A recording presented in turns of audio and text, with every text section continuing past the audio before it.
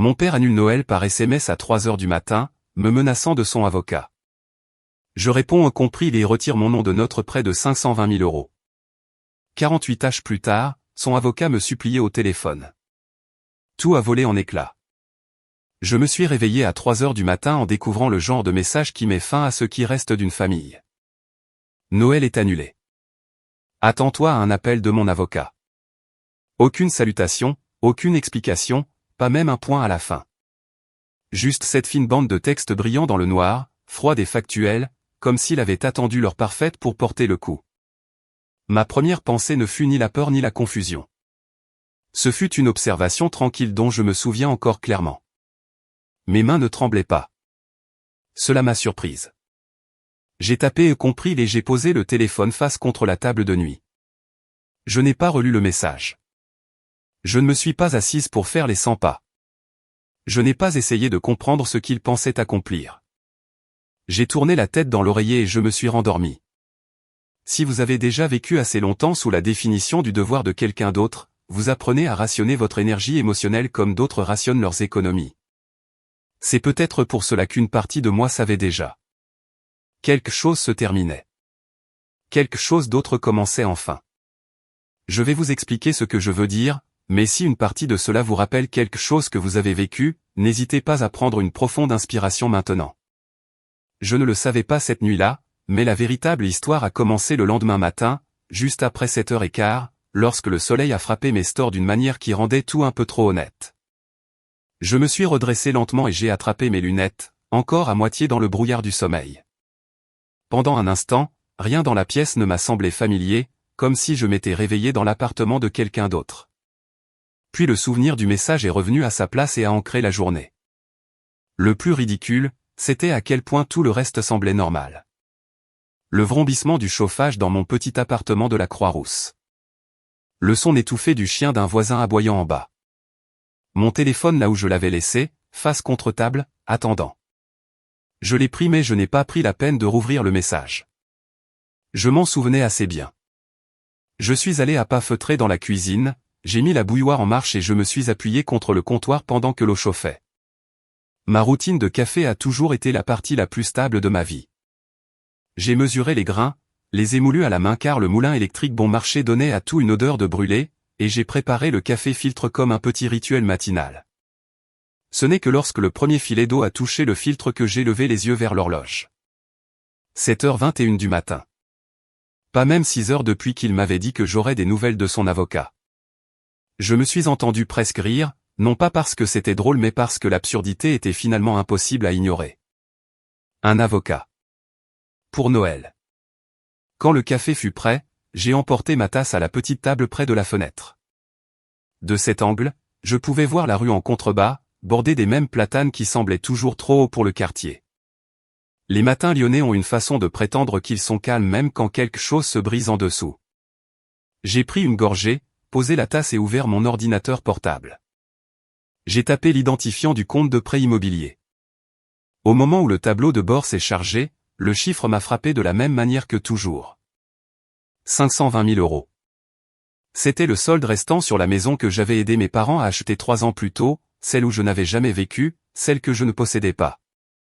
Celle pour laquelle je m'étais porté co-emprunteur parce que mon père m'avait regardé dans les yeux et m'avait dit qu'il avait besoin de moi. Je l'avais cru. Ou peut-être avais-je cru que les bonnes filles interviennent quand on le leur demande. Difficile de dire quelle illusion était la plus forte à l'époque. J'ai fixé l'écran un long moment avant de cliquer dans le menu.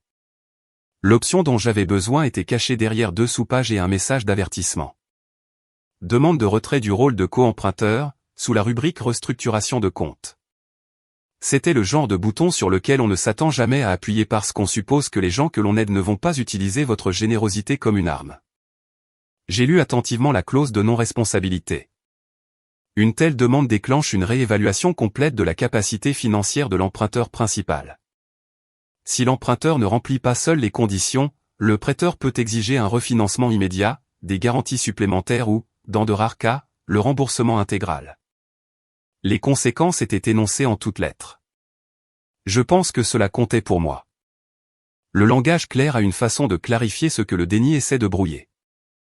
J'ai cliqué sur recommencer la demande. Le formulaire s'est ouvert avec des champs que je connaissais par cœur. Nom. Adresse. Lien de parenté avec l'emprunteur. Motif de la demande. J'ai fixé la ligne vide pendant quelques secondes. La vérité était trop longue pour tenir dans la case et trop vieille pour être réparée avec une seule phrase. J'ai tapé changement de circonstance. C'était la version la plus nette de la réalité que je pouvais offrir. Puis vint la case de la signature où j'ai écrit mon nom complet d'une écriture stable. Cette stabilité m'a surprise encore plus que mes mains plus tôt. Mon père s'attendait à de la panique. Il avait compté dessus. Ce qu'il a eu à la place, c'est une fille qui en avait enfin fini de porter ce qui n'avait jamais été à elle. Quand j'ai cliqué sur soumettre, la page a mis un instant à traiter. Une roue de chargement tournait dans un petit cercle calme, presque doux. Puis la confirmation est apparue. Votre demande a été reçue et sera examinée dans un délai de 5 à 7 jours ouvrables. J'ai expiré, pas de façon dramatique, juste lentement, comme si je laissais sortir un air que j'avais retenu pendant des années sans m'en rendre compte. Un deuxième email est arrivé de la chargée de prêt assignée au dossier, une femme nommée Marianne. Son message était professionnel mais pas méchant. Elle expliquait que la réévaluation nécessiterait des documents mis à jour de la part de l'emprunteur principal. Elle me rappelait que s'il ne respectait pas seul le seuil du taux d'endettement, le prêteur ne pourrait pas maintenir les conditions initiales du prêt. Elle m'a demandé de confirmer une dernière fois que je comprenais les implications. Je les comprenais. Entièrement. J'ai tapé ma réponse. Oui, je comprends. Veuillez procéder. Je me suis adossé à ma chaise, le silence dans mon appartement s'étendant comme une page blanche. Quelque part au fond de mon esprit, je pouvais entendre la voix de mon père empruntant toutes les vieilles rengaines qu'il affectionnait. La famille d'abord. Le devoir avant le confort. Fais ce qui est juste. Drôle comme aucune de ces règles ne s'appliquait quand il a envoyé ce message à 3 heures du matin. J'ai pris une autre gorgée de café. Il était devenu tiède mais avait toujours un goût constant, ce qui était suffisant. Dehors, une portière de voiture a claqué quelque part dans la rue. Un chien a de nouveau aboyé. Le monde continuait de tourner à sa manière ordinaire, et pour la première fois depuis longtemps, j'ai senti quelque chose bouger en moi. Pas de la colère. Pas de la peur. Quelque chose de plus calme et d'étrangement serein. La clarté. Si vous avez déjà vécu le moment où la loyauté cesse d'être une vertu et commence à devenir un fardeau, vous connaissez ce sentiment. Il s'installe dans votre poitrine comme une nouvelle sorte de gravité. J'ai fermé l'ordinateur portable et l'ai mis de côté. Une partie de moi voulait envoyer un texto à mon père, lui demander pourquoi il pensait que tout cela m'intimiderait, pourquoi il recourait toujours à la punition avant la conversation. Mais une autre partie, celle qui en avait finalement assez d'expliquer ma propre valeur aux gens qui auraient dû la connaître, est restée silencieuse. Le silence peut aussi être une frontière. Mon téléphone a vibré une fois sur la table. Pas un appel d'un avocat. Pas un message de lui. Juste une alerte d'actualité automatisée sur le trafic sur le boulevard des Belges. Pendant un instant, j'ai regardé l'écran redevenir noir. J'ai pensé au nombre d'années que j'avais passé à essayer de maintenir la paix, à arrondir les angles, à intervenir chaque fois que les tempêtes financières frappaient. J'ai pensé à la façon dont le poids de ce prêt m'avait suivi partout, même dans les choix que je faisais concernant mon travail et mes relations, comme si ma vie avait été discrètement mise en garantie sans mon consentement. C'est peut-être pour cela que le message de 3 heures du matin ne m'a pas brisé comme il s'y attendait. On ne peut pas briser ce qu'on a déjà laissé partir. On peut, cependant, décider de ce qu'on va construire à sa place. Je me suis levé, j'ai rincé la tasse et je l'ai placée à l'envers sur l'égouttoir. Il n'était même pas encore 8 heures. La journée ne faisait que commencer, et je n'avais aucune idée de la laideur des retombées. Je ne savais qu'une chose avec une certitude absolue. Quand mon père a envoyé ce message, il croyait allumer une mèche sous mes pieds. Ce qu'il n'avait pas réalisé, c'est que la mèche menait tout droit à lui. Et c'était la pensée qui habitait ma poitrine alors que j'attrapais mon sac et me dirigeais vers la porte. Une simple phrase, stable et indéniable. Cette fois, ce n'était pas moi qui devais avoir peur. Cette pensée m'a porté tout le long des escaliers de mon immeuble, dehors dans le matin frais de Lyon, et jusqu'à ma voiture. Je suis resté assise là un moment, les mains sur le volant, laissant le moteur tourner au ralenti pendant que le quartier s'éveillait autour de moi. Un homme en doudoune passait en courant avec son chien. Quelqu'un grattait le givre d'un pare-brise de l'autre côté de la rue. Des scènes ordinaires, rien de dramatique, mais elles se pressaient contre le souvenir de ce message de 3 heures du matin d'une manière qui a fait remonter à la surface les 3 dernières années de ma vie comme un dossier que j'avais évité. La maison. Cette maison. Celle près du parc de la Tête d'Or avec le large porche et le magnolia qui perdait des feuilles assez grandes pour servir de sous-verre. La maison que j'ai aidé à acheter même si je n'ai jamais eu l'intention d'y vivre. La maison dans laquelle mon père avait insisté sur le fait qu'il devait prendre sa retraite. Je n'avais pas pensé au tout début de cette histoire depuis un moment, pas le vrai début en tout cas. Mais ce matin-là, avec le processus de réévaluation déjà enclenché, le souvenir s'est déroulé nettement. C'était au début du printemps 2021 que mon père a mentionné la maison pour la première fois. J'avais 26 ans à l'époque, j'essayais encore de me convaincre que le poste d'ingénieur que j'avais pris à la Pardieu était un bon choix, travaillant de longues heures et buvant un café de bureau infâme parce que cela semblait être le genre de choses que les adultes faisaient. Mon père avait appelé un dimanche matin alors que je faisais mes courses au Monoprix du boulevard de la Croix-Rousse. Sa voix avait ce ton trop enjoué qu'il utilisait chaque fois qu'il répétait une faveur avant de la formuler à haute voix. Il m'a demandé si j'avais une minute. Je me souviens avoir poussé mon chariot sur le côté près du rayon de la boulangerie et avoir dit bien sûr. Il s'est lancé si rapidement que je n'ai pas eu le temps de me préparer. Il avait trouvé une maison qu'il adorait. Elle était parfaite. Elle était dans un quartier sûr. Elle avait tout ce dont lui et ma mère avaient besoin. Il parlait comme quelqu'un qui décrit un rêve, pas un engagement financier qui lui survivrait de plusieurs décennies. Je lui ai demandé pourquoi il me racontait ça. Il y a eu une petite pause avant qu'il ne s'éclaircisse la gorge et dise que sa cote de crédit n'était pas assez solide pour un prêt immobilier seul et que ses revenus de retraite semblaient plus minces sur le papier qu'il ne le souhaitait. Il a dit ces choses de la même manière que certaines personnes décrivent la météo. Rien de dramatique. Juste une légère couverture nuageuse. Il m'a demandé de venir avec lui à la banque la semaine suivante. Il a dit que ça aiderait d'avoir un autre demandeur dans la pièce. Il a dit que ce ne serait que pour la forme. Un coup de pouce.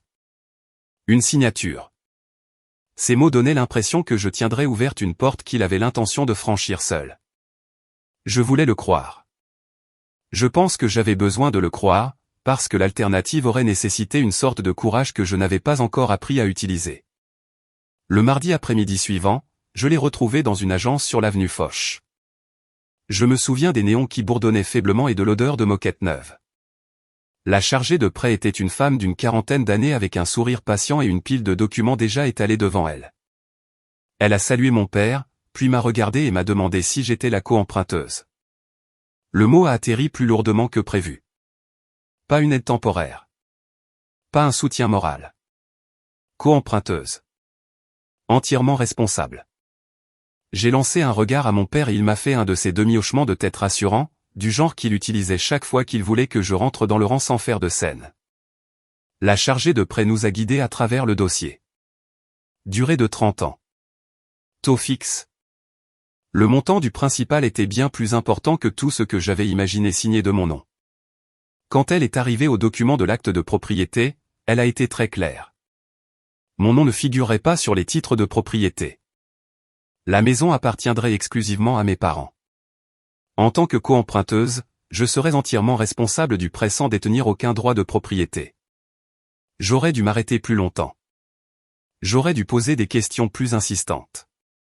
Au lieu de cela, je suis resté assise là à hocher la tête comme je le faisais toujours. La chargée de prêt a demandé si je comprenais. J'ai dit oui. Mon père a dit que ce n'était qu'une formalité, quelque chose pour l'aider à obtenir l'approbation. Il a promis qu'il s'occuperait des paiements. Il a dit qu'il avait fait les calculs. Il a dit qu'il avait un plan. Ce mot au plan aurait dû signifier quelque chose pour moi, mais il est passé sans que j'y prête attention. J'ai signé là où on m'a dit de signer. Le souvenir de cet après-midi m'est resté en tête sur le chemin du travail. Signer mon nom m'avait semblé un si petit geste à l'époque. J'avais été élevé en croyant que soutenir ses parents n'était pas héroïque mais attendu. Normal. Mais 3 ans plus tard, en regardant en arrière à travers le prisme de ce texto de 3 heures du matin, je pouvais voir le changement plus clairement. Signer n'avait pas été un geste. C'était un transfert de responsabilité, que je n'ai pas pleinement compris jusqu'à ce que les factures commencent à arriver. Au moment où le premier paiement du prêt est arrivé à échéance, mon père a appelé pour me dire qu'il était un peu à court ce mois-ci. Un contretemps, a-t-il dit. Temporaire. Pourrais-je couvrir juste celui-ci et il me rembourserait tout de suite? J'ai dit oui. Quand le deuxième mois est arrivé et qu'il était de nouveau à court, il a répété la même phrase. Ma mère a ajouté un doux désolé en arrière-plan, sa voix presque avalée par la sienne. Au troisième mois, il n'a même plus pris la peine de trouver des excuses. Il m'a simplement dit le montant et quand il devait être payé. C'était stupéfiant de voir à quelle vitesse un fardeau devient une routine. J'ai encore les emails marqués dans ma boîte de réception. Confirmation de paiement mensuel de 2000 et quelques euros. Paiement enregistré. Merci. Une série de reçus documentant l'érosion silencieuse de mes économies. En l'espace de 3 ans, j'ai envoyé près de 70 000 euros dans une maison où je n'ai jamais vécu. Une maison où ma carte d'anniversaire est restée non ouverte sur leur cheminée une année, parce qu'ils avaient oublié que j'étais passé alors qu'ils se dépêchaient de sortir pour un dîner qu'ils avaient prévu pour eux-mêmes. J'ai ajusté ma vie autour de ces paiements sans remarquer à quel point. J'ai annulé un voyage que je voulais faire à Bordeaux. J'ai reporté le remplacement de ma vieille voiture d'une autre année. Je n'ai pas quitté mon travail même quand l'épuisement professionnel ressemblait à du sable dans mes dents chaque matin, parce que démissionner aurait été irresponsable avec ce prêt qui me pendait au nez. Je me disais que je faisais ce qu'il fallait. Je me disais que cela faisait de moi une bonne fille. Mais il y a une ligne mince entre être une bonne fille et être un filet de sécurité non rémunéré. On voit rarement la ligne jusqu'à ce qu'on se tienne du mauvais côté. Au travail ce matin-là, après la demande de réévaluation, j'ai ouvert ma boîte de réception et j'ai vu un ancien message de la société de prêt. Il datait de la fin de l'année dernière. Paiement reçu. Merci pour votre partenariat continu. J'ai fixé l'expression partenariat continu jusqu'à ce que les mots se brouillent. Un partenariat implique que 2 parties travaillent ensemble. Cela n'avait jamais été l'arrangement. J'avais été un pilier invisible soutenant une structure dont je ne bénéficiais pas. J'ai pris une pause en milieu de matinée et je suis sorti du bâtiment. L'air sentait légèrement le paillis de l'équipe de paysagistes qui travaillait près de l'entrée. J'ai regardé le trafic sur la rue de la République et j'ai essayé de déterminer le moment exact où les choses étaient passées de l'aide à l'obligation. Ce n'était pas un seul moment. C'était tous. Chaque paiement. Chaque message vocal apologétique de ma mère. Chaque fois que mon père me disait qu'il rattraperait bientôt son retard, même si j'ai appris plus tard qu'il n'avait jamais eu l'intention de supporter toute la charge. J'ai sorti mon téléphone et ouvert l'application bancaire où mes virements sortants étaient listés en rangées bien nettes. Mois après mois. Montant après montant. Aucun paiement manqué. Aucun retard. Chaque ligne est un enregistrement de ma conformité silencieuse. Regarder ces chiffres en séquence m'a fait quelque chose. Pas de la colère exactement, mais une sorte d'éveil. Ce n'était pas un partenariat. Ce n'était pas une famille travaillant ensemble. C'était une stratégie financière, et j'étais la stratégie. La prise de conscience n'est pas venue avec des feux d'artifice ou une musique dramatique. Elle s'est installée comme une pierre dans ma poitrine, lourde et inévitable. Mon père n'avait jamais voulu de moi à ses côtés dans ce bureau de prêt comme un symbole de soutien familial. Il avait besoin de mon nom. De mon crédit. De mon salaire. Je n'étais pas la fille qui a aidé par hasard. J'étais la solution qu'il attendait. Une ligne de crédit ambulante avec un pouls. Vers midi, mon téléphone a vibré 2 fois. Pas mon père. Pas encore. Juste des rappels de travail. Réunion. Échéance. La vie normale continue parallèlement au courant sous-jacent de quelque chose de plus grand qui bouge en dessous. J'ai glissé le téléphone dans mon sac et je me suis dirigé vers la porte du bureau. J'avais une réunion dans 10 minutes. Mon cœur était stable. Mon esprit était plus clair qu'il ne l'avait été depuis des années. Ce qui m'a le plus surprise, ce n'était pas le poids financier que j'avais porté. C'était la façon naturelle avec laquelle je l'avais accepté. Sans questionnement. Comme une évidence. La facilité avec laquelle une personne peut passer du statut de membre de la famille à celui d'infrastructure financière sans jamais remarquer la migration. Je suis retourné à l'intérieur et j'ai pris l'ascenseur jusqu'au 3e étage. Mon reflet me fixait dans les portes de l'ascenseur. Les mêmes cheveux. Les mêmes yeux fatigués. Mais derrière ces yeux, quelque chose avait changé. Je pouvais le sentir. Une pensée se formant, prenant forme, s'installant avec une vérité indubitable. Je n'avais pas été incluse dans ce prêt pour aider mes parents à accéder à une vie meilleure. J'avais été recruté. Positionné. Utilisé. Et une fois que vous voyez un rôle comme celui-là pour ce qu'il est, vous ne pouvez plus l'ignorer. Même si vous le vouliez. Je suis sorti de l'ascenseur, j'ai lissé ma veste et je me suis dirigé dans le couloir vers la salle de conférence, portant le poids de cette clarté avec moi, aussi stable qu'un pouls me menant vers ce qui allait suivre. Je suis entré dans la salle de conférence en emportant cette nouvelle clarté avec moi, mais la chose la plus étrange s'est produite une fois la réunion commencée. Mon esprit a dérivé, non pas de la manière distraite habituelle, mais d'une manière tirée vers le bas, comme si quelque chose d'ancien avait enfin réussi à remonter à la surface et avait décidé de réclamer mon attention. J'ai regardé un collègue tracer un diagramme sur le tableau blanc, son marqueur grinçant par courtes rafales, et derrière ce son, j'ai entendu un tout autre son. La voix de mon père. Le ton qu'il utilisait chaque fois qu'il parlait du seul sujet qu'il gardait scellé mais qu'il réussissait d'une manière ou d'une autre à laisser s'infiltrer dans mon enfance comme une fuite lente. Mon frère. Celui qui est mort avant ma naissance. J'étais assise là, un stylo à la main, hochant la tête mécaniquement pendant que quelqu'un passait en revue les chiffres du projet. Mais une autre série de chiffres remplissait mon esprit. Année. Date. Vide. Tous liés à un nom que je n'étais jamais censé prononcer à voix haute. Lucas. Le frère qui était parti bien avant mon arrivée, le frère que mon père prétendait avoir été emporté trop tôt par un accident de voiture quelque part près d'Annecy. Le frère dont mon père ne discutait presque jamais. Pas directement. Pas sans que la tension ne serre sa voix. Il disait que c'était trop douloureux.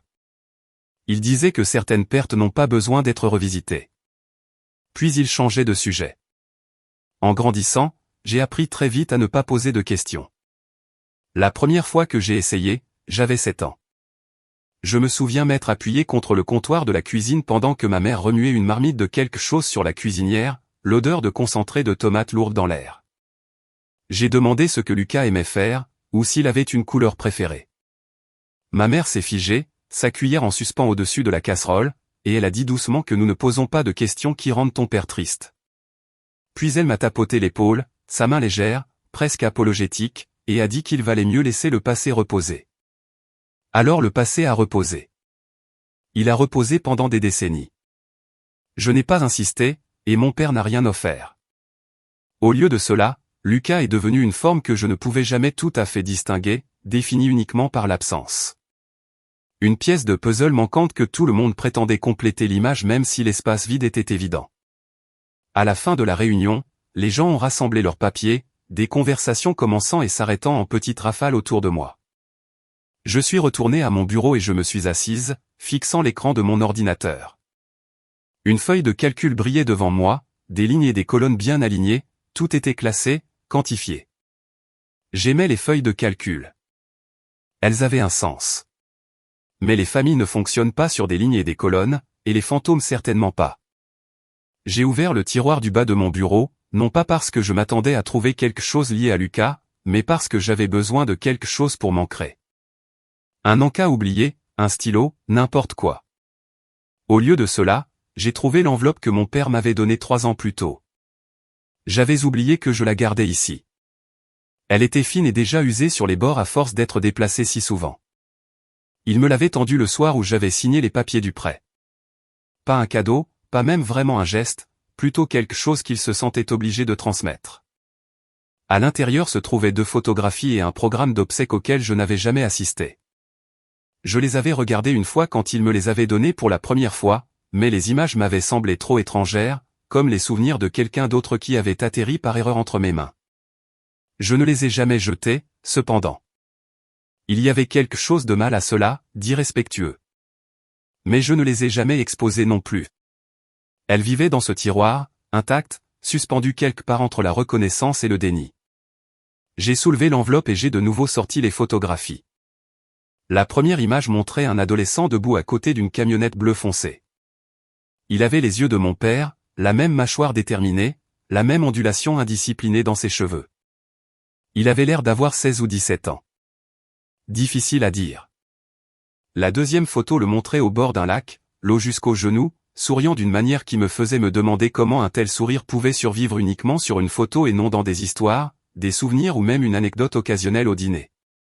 J'ai fixé son visage et j'ai essayé de ressentir quelque chose de défini. Du chagrin. Une connexion. De la curiosité. Mais ce que je ressentais surtout, c'était l'étrange malaise de regarder un étranger dont tout le monde insistait qu'il faisait partie de moi. Le programme des obsèques indiquait son âge, 18 ans. Il listait son hymne préféré, son lycée, et une courte ligne près du bas. Survécu par ses parents aimants. Aucune mention de moi, car je n'existais pas encore. Mon existence n'avait même pas été conceptualisée. Je n'étais pas l'enfant qui avait perdu un frère.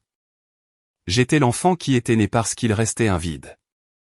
J'ai remis les photographies dans l'enveloppe et j'ai fermé le tiroir, mais les pensées ne se sont pas refermées avec lui. Elles m'ont suivi tout l'après-midi. En rédigeant des rapports. En répondant aux emails.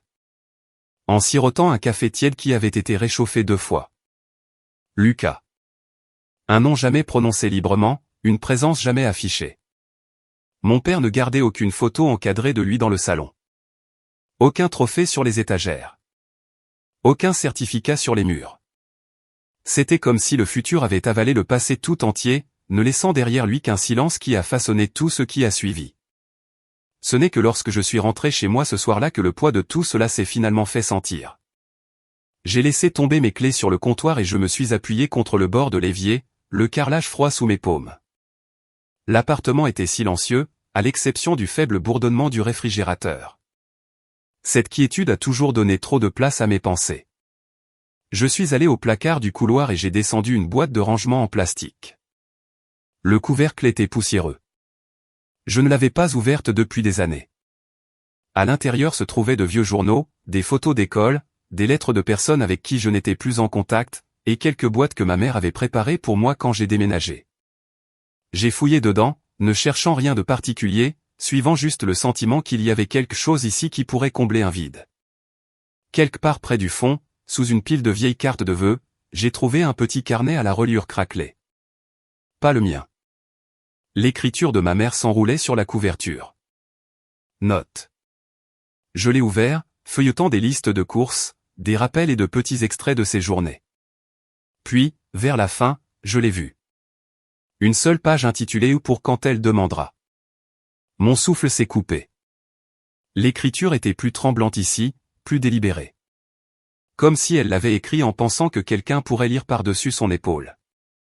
Il y avait de courtes phrases. Des faits peut-être.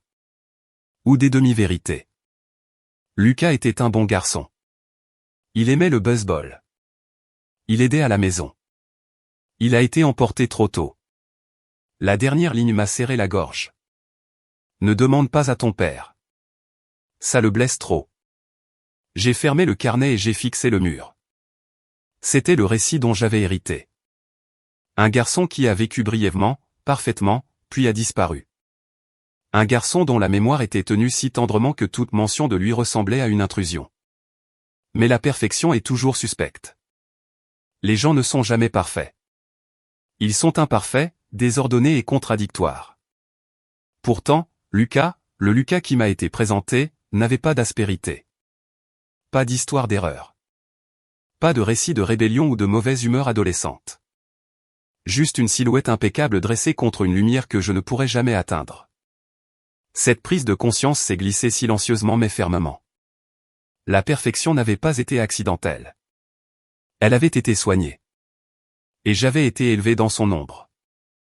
Je me suis assise par terre, le dos contre le canapé. Le carnet reposait sur mes genoux. Quand j'étais petite, mon père avait une façon de dire des choses qui ressemblaient à des compliments mais qui se sentaient comme des devoirs. Lucas aurait adoré ton sens de l'organisation. Lucas a toujours voulu être ingénieur. Lucas aurait été fier que tu sois au tableau d'honneur. À l'époque, je pensais qu'il m'incluait dans quelque chose de significatif, qu'il maintenait Lucas en vie par la connexion. Mais maintenant, avec la distance, l'âge et un processus de réévaluation bancaire qui avançait plus vite que n'importe quelle excuse de mon père, je pouvais entendre le sous-texte plus clairement. Je n'étais pas comparé à Lucas. J'étais façonné à son image. J'ai regardé mon appartement, les murs de couleur neutre, les meubles simples, l'étagère soigneusement arrangée où je gardais mes classeurs de travail. Ma vie semblait ordonnée, sobre, gérable. Mais sous cet ordre, je sentais quelque chose se défaire. Pas de manière chaotique, mais d'une manière qui révélait une vérité que je n'avais jamais osé examiner directement. Je n'ai pas été élevé pour être moi-même. J'ai été élevé pour combler un vide. Un rôle. Une place pour quelqu'un qui n'existait que dans les histoires que mon père partageait sélectivement.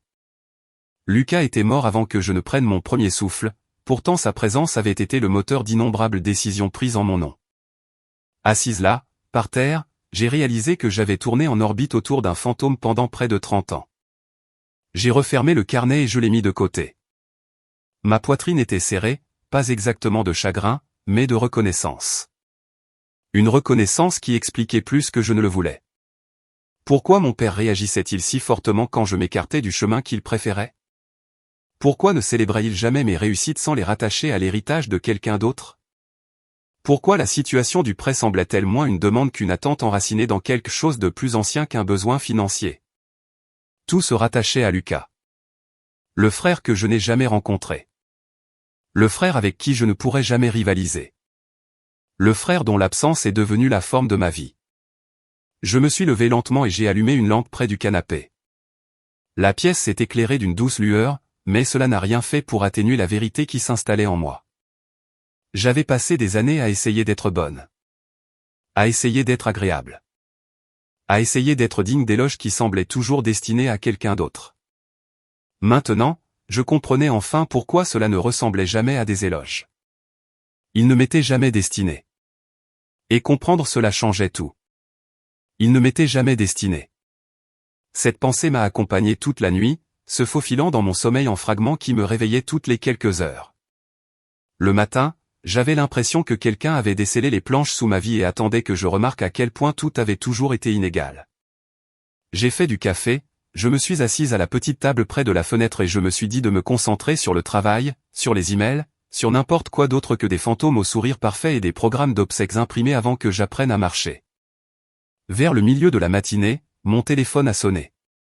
J'ai jeté un coup d'œil à l'écran et j'ai vu le nom de mon père. Mon estomac s'est noué.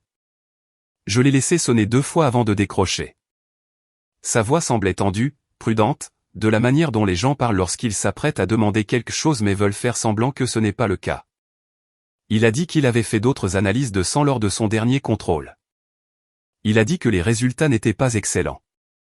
Il a dit que l'insuffisance rénale chronique était héréditaire dans sa famille, quelque chose qu'il n'avait pas mentionné auparavant. Il a dit que le médecin recommandait un dépistage familial. Rien de dramatique, a-t-il ajouté, juste par précaution. Il l'a dit rapidement, comme s'il se dépêchait de passer sur la partie qui comptait. J'ai demandé ce que cela signifiait. Il a dit qu'il prendrait un peu de sang, vérifierait la compatibilité et évaluerait la santé des donneurs potentiels. Il l'a répété, juste par précaution.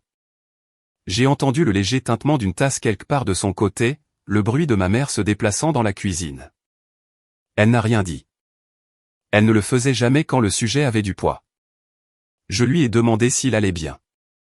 Il a dit que c'était un stade précoce, gérable, mais que le médecin voulait être proactif. Il a dit que l'intervention précoce de la famille pourrait faire une différence plus tard. Puis il m'a demandé si je pouvais aller faire le dépistage. Juste un petit rendez-vous au centre médical près de l'avenue Jean Mermoz. Je pouvais le programmer n'importe quand. Cela l'aiderait. Sa voix s'est faite plus basse sur cette dernière partie. J'ai dit oui avant d'y penser. Je disais toujours oui. C'était mon père. L'homme qui m'a élevé. L'homme qui me demandait si peu, à partout. Accepter semblait automatique. Plus tard dans l'après-midi, j'ai appelé le bureau de coordination des greffes et j'ai programmé le dépistage. La femme au téléphone avait l'air joyeuse de cette manière efficace des cabinets médicaux, confirmant les dates et les heures, mentionnant les formulaires que je devrais remplir. J'ai tout noté, j'ai glissé le papier dans mon agenda et j'ai essayé d'enfouir le petit frémissement d'inquiétude qui siégeait sous mes côtes. Le matin du rendez-vous, j'ai quitté le travail plus tôt et je me suis rendu au centre médical. Le parking était bondé, rempli de monospaces et de berlines et de gens marchant d'un pas vif vers des rendez-vous qu'ils auraient probablement souhaité pouvoir éviter. Je me suis enregistré à l'accueil, j'ai présenté ma carte d'identité et j'ai pris une planchette avec des formulaires à remplir. La salle d'attente sentait l'antiseptique et la lavande artificielle. Une télévision montée en hauteur dans un coin diffusait une émission de cuisine en sourdine où quelqu'un versait une sauce sur quelque chose que je ne pouvais pas identifier. J'ai répondu aux questions sur mes antécédents médicaux, mes médicaments, mes allergies, mes opérations. Assez facile.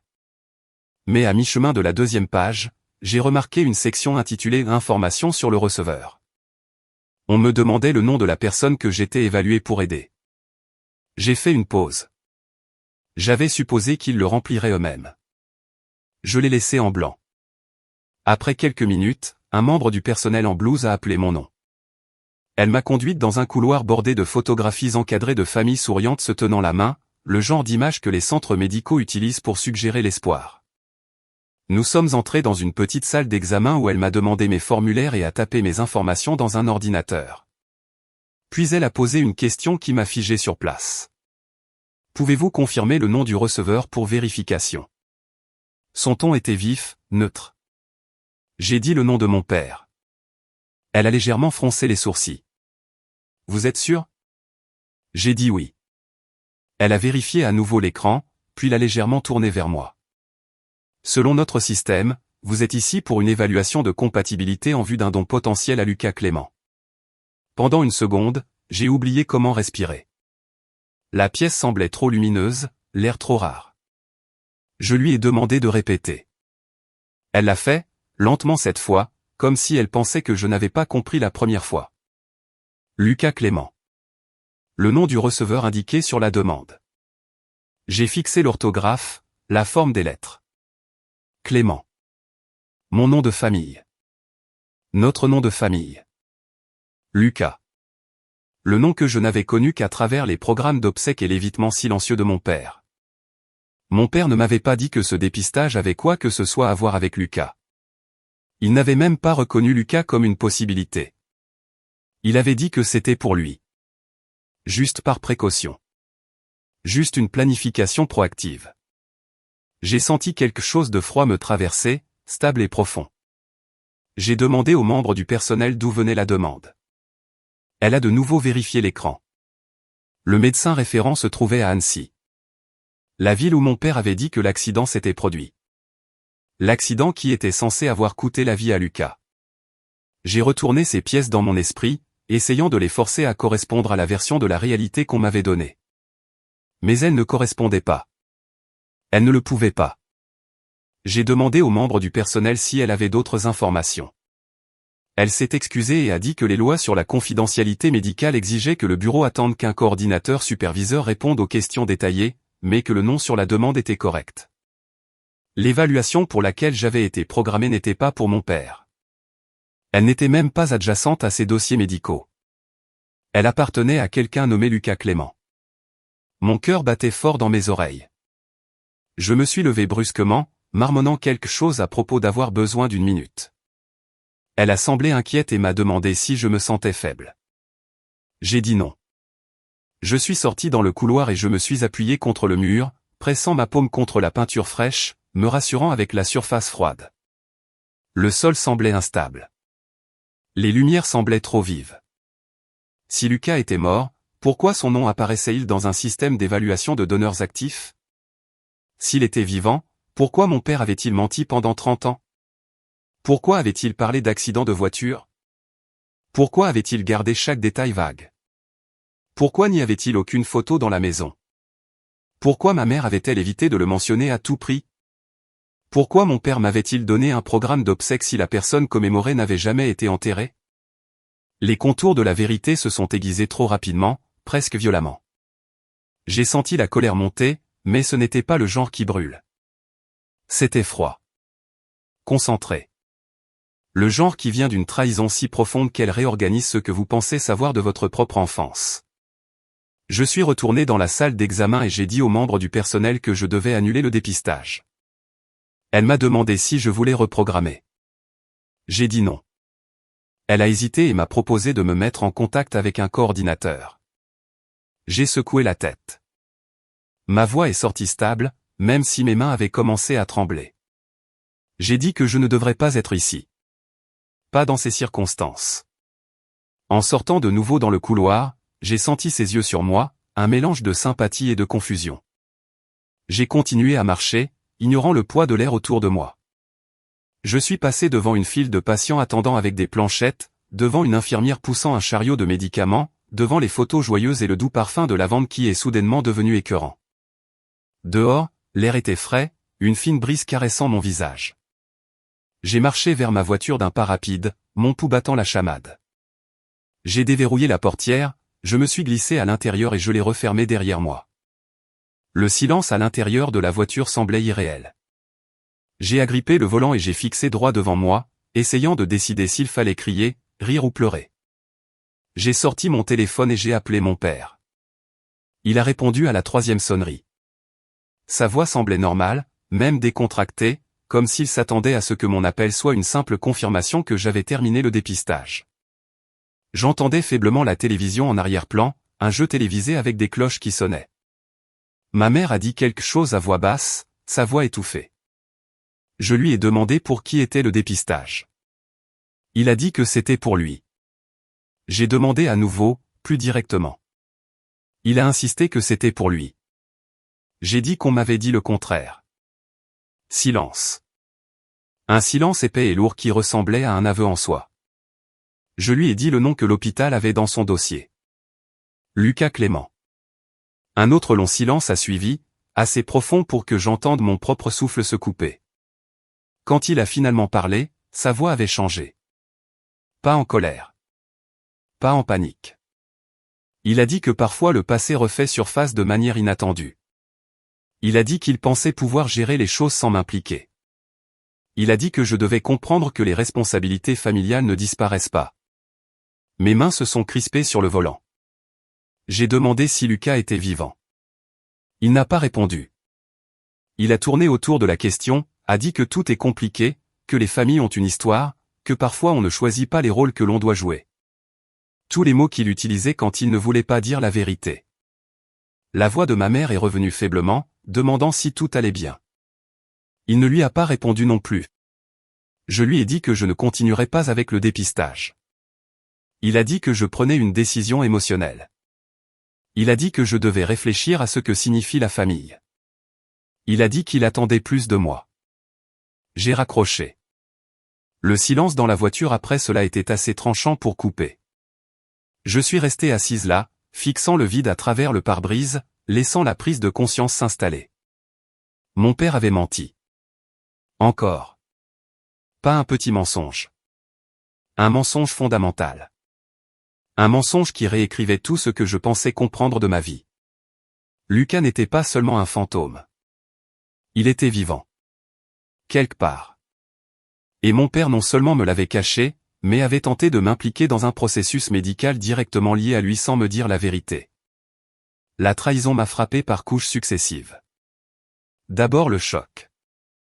Puis la confusion. Puis une colère si stable et froide qu'elle semblait s'être installée dans mes os. Je suis resté assise sur le parking pendant plusieurs minutes, laissant le poids de tout cela s'abattre jusqu'à ce qu'il devienne quelque chose de solide, quelque chose que je pouvais tenir. Quelque chose qui façonnerait finalement ce que je devais faire ensuite. Mais à ce moment-là, tout ce que je pouvais faire, c'était rester assise et respirer alors que la vie que je pensais comprendre se fissurait d'une manière que je n'aurais jamais pu imaginer. La vérité avait éclaté, et il n'y avait pas de retour en arrière possible. Lucas était vivant. Mon père avait menti. Toute mon enfance avait été construite autour d'une histoire qui n'était pas seulement incomplète mais délibérément fabriquée. Et maintenant, il s'attendait à ce que j'endosse un rôle que je n'avais jamais accepté de jouer. Le ciel au-dessus du parking était d'un bleu pâle, trop calme pour ce qui se dénouait en moi.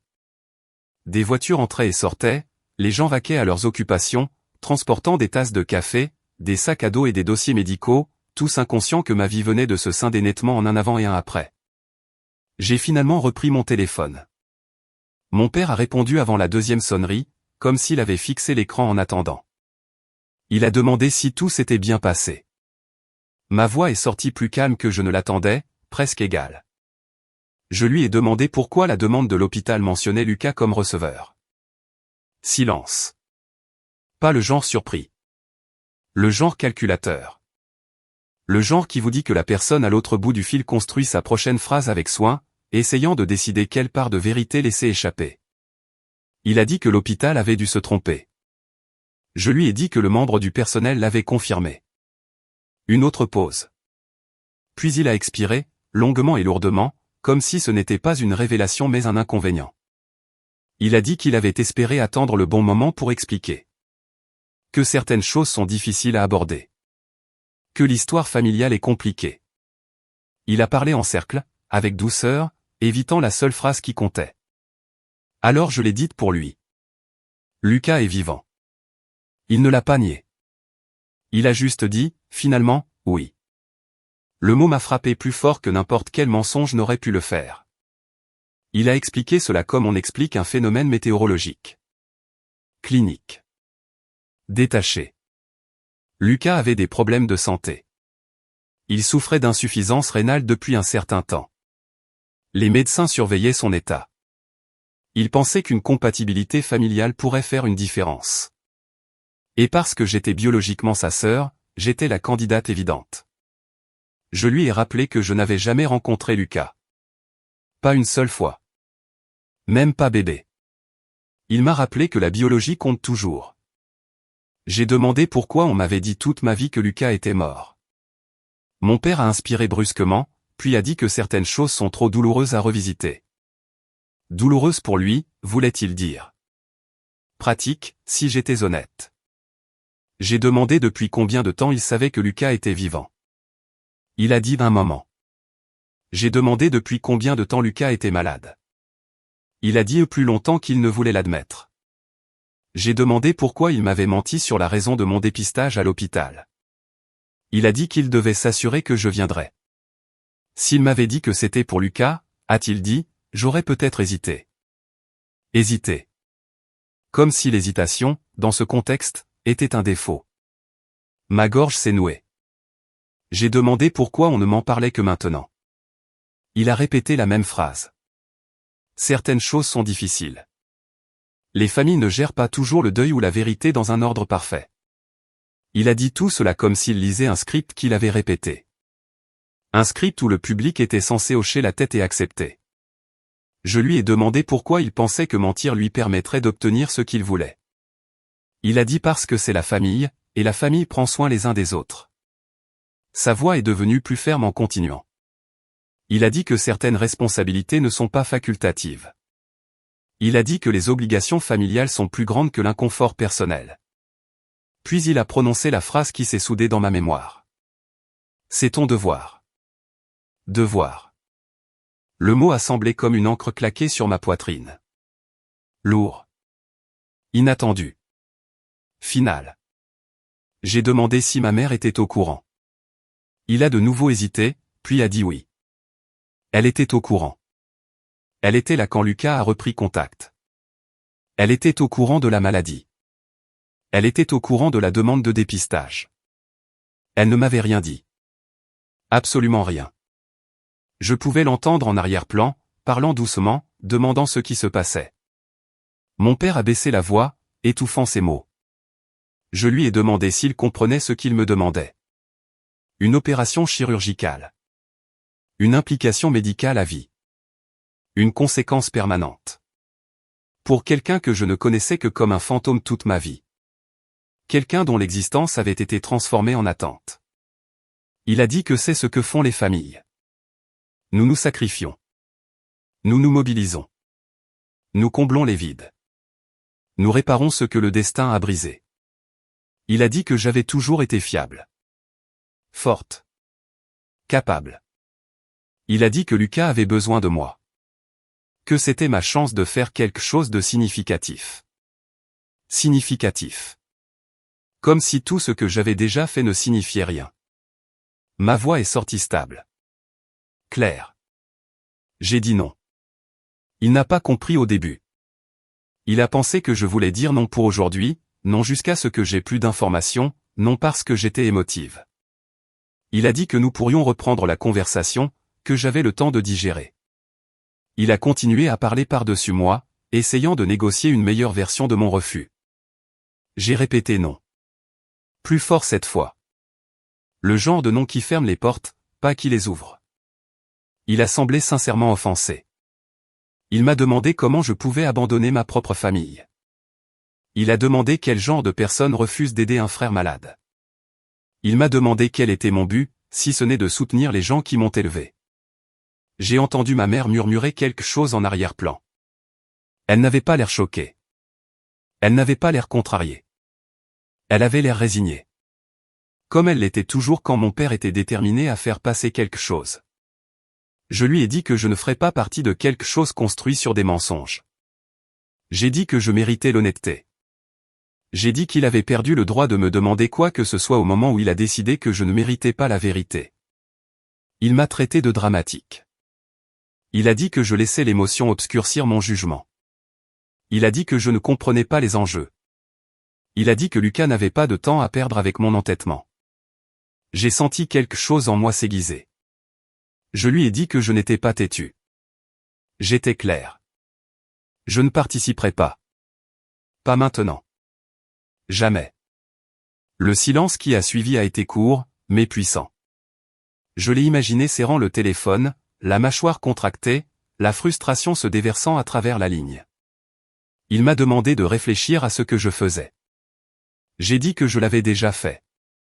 Il m'a demandé de considérer les conséquences. J'ai dit que je l'avais déjà fait. Il m'a demandé de me souvenir de ma place dans la famille. J'ai dit que je la connaissais déjà, et que c'était ça le problème. Il a dit que si je tournais le dos à ça, les choses changeraient. Je lui ai dit qu'elles avaient déjà changé. J'ai raccroché. Je suis resté assise là dans la voiture alors que le soleil descendait derrière les bâtiments de l'hôpital, peignant tout de longues ombres. Je suis resté jusqu'à ce que le froid s'infiltre à travers mon manteau. Jusqu'à ce que mes doigts ne tremblent plus. Jusqu'à ce que le poids de la conversation s'installe en quelque chose d'immuable. J'ai conduit jusqu'à la maison sans allumer la radio. Juste le silence. Un silence assez épais pour penser. Pour respirer. Pour admettre enfin que mon père avait orchestré ma vie comme certaines personnes taillent un arbre. Coupant les branches qui ne poussaient pas dans la direction qu'il voulait.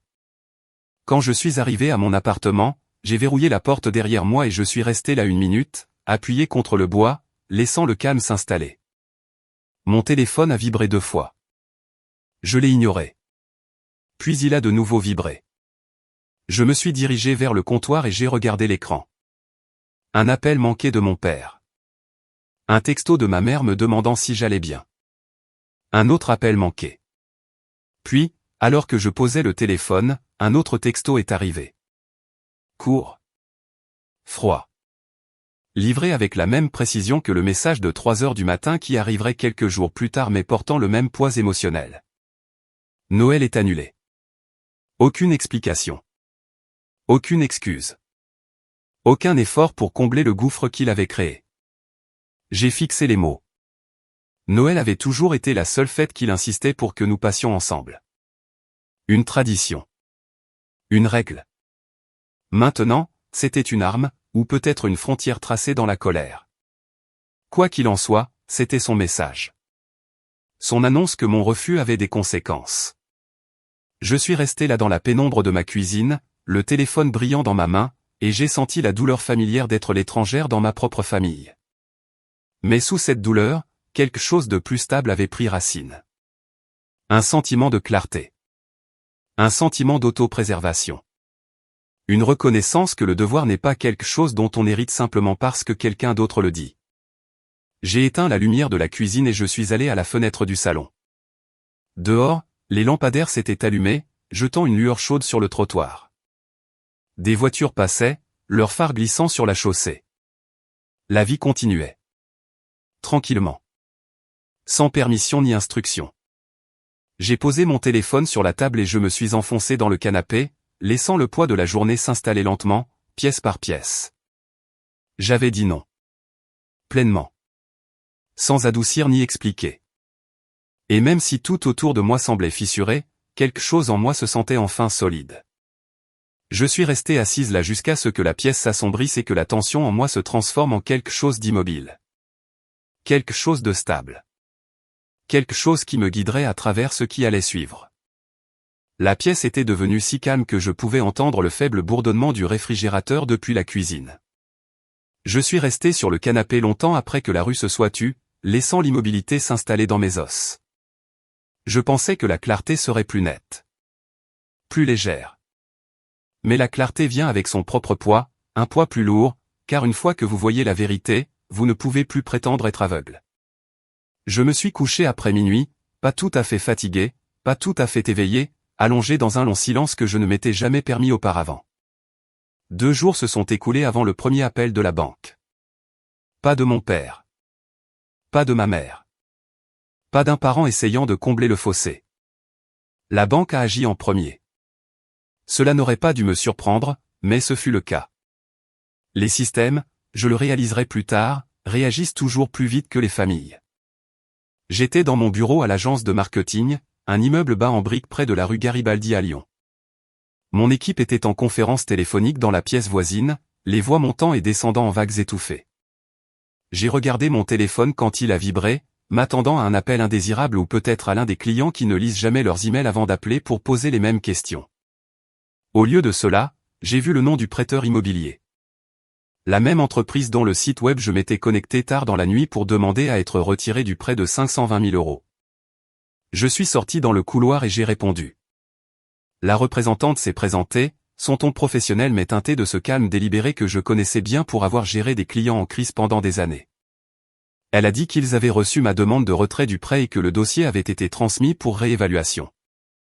Elle m'a demandé si j'avais quelques minutes pour passer en revue les prochaines étapes. J'ai dit oui. Elle a expliqué la procédure lentement, presque comme si elle avait appris à rythmer ses mots en fonction de la fragilité de la personne à l'autre bout du fil. Pour retirer un co-emprunteur sans refinancement, l'emprunteur principal doit subir une évaluation complète. Vérification des revenus. Taux d'endettement. Antécédents de crédit. Examen des actifs. Elle a énuméré les exigences comme les articles d'un long inventaire de garde-manger. Et puis est venue la partie que je savais déjà mais qui semblait plus lourde à entendre à voix haute. Si l'emprunteur principal ne se qualifiait pas seul, le prêteur avait le droit légal d'exiger une solution, ce qui pouvait signifier mettre le prêt à jour s'il y avait des retards, rembourser une partie de celui-ci ou, si la situation financière ne pouvait pas atteindre les seuils minimaux, se préparer à un remboursement complet ou à une vente forcée. Les mots ont atterri durement même si son ton est resté égal. Elle a continué, expliquant que parce que le montant du prêt était substantiel et que le prêt n'était pas nouveau, le prêteur devait achever le processus dans des délais réglementaires stricts. Cela signifiait que la réévaluation devait commencer immédiatement. Elle m'a demandé si je voulais une copie de l'avis par email. J'ai dit oui. Juste après avoir raccroché, l'email est apparu. L'objet était quelque chose de simple et clinique comme réévaluation initiée. À l'intérieur se trouvait un long bloc de texte détaillant tout ce qu'elle m'avait déjà dit, ainsi qu'une date limite imprimée clairement en haut. 10 jours ouvrables. Si mon père ne soumettait pas tous les documents requis d'ici là, le prêteur passerait à l'étape suivante. Le langage adoucissait la gravité mais ne la changeait pas. Option différée. Voie d'atténuation. Stratégie de résolution potentielle. Les termes étaient polis pour conséquence. Je me suis appuyé contre le mur du couloir et j'ai laissé les mots s'installer. Je m'attendais à ce que quelque chose vienne de la banque. Je ne m'attendais pas à ce que ça vienne si vite.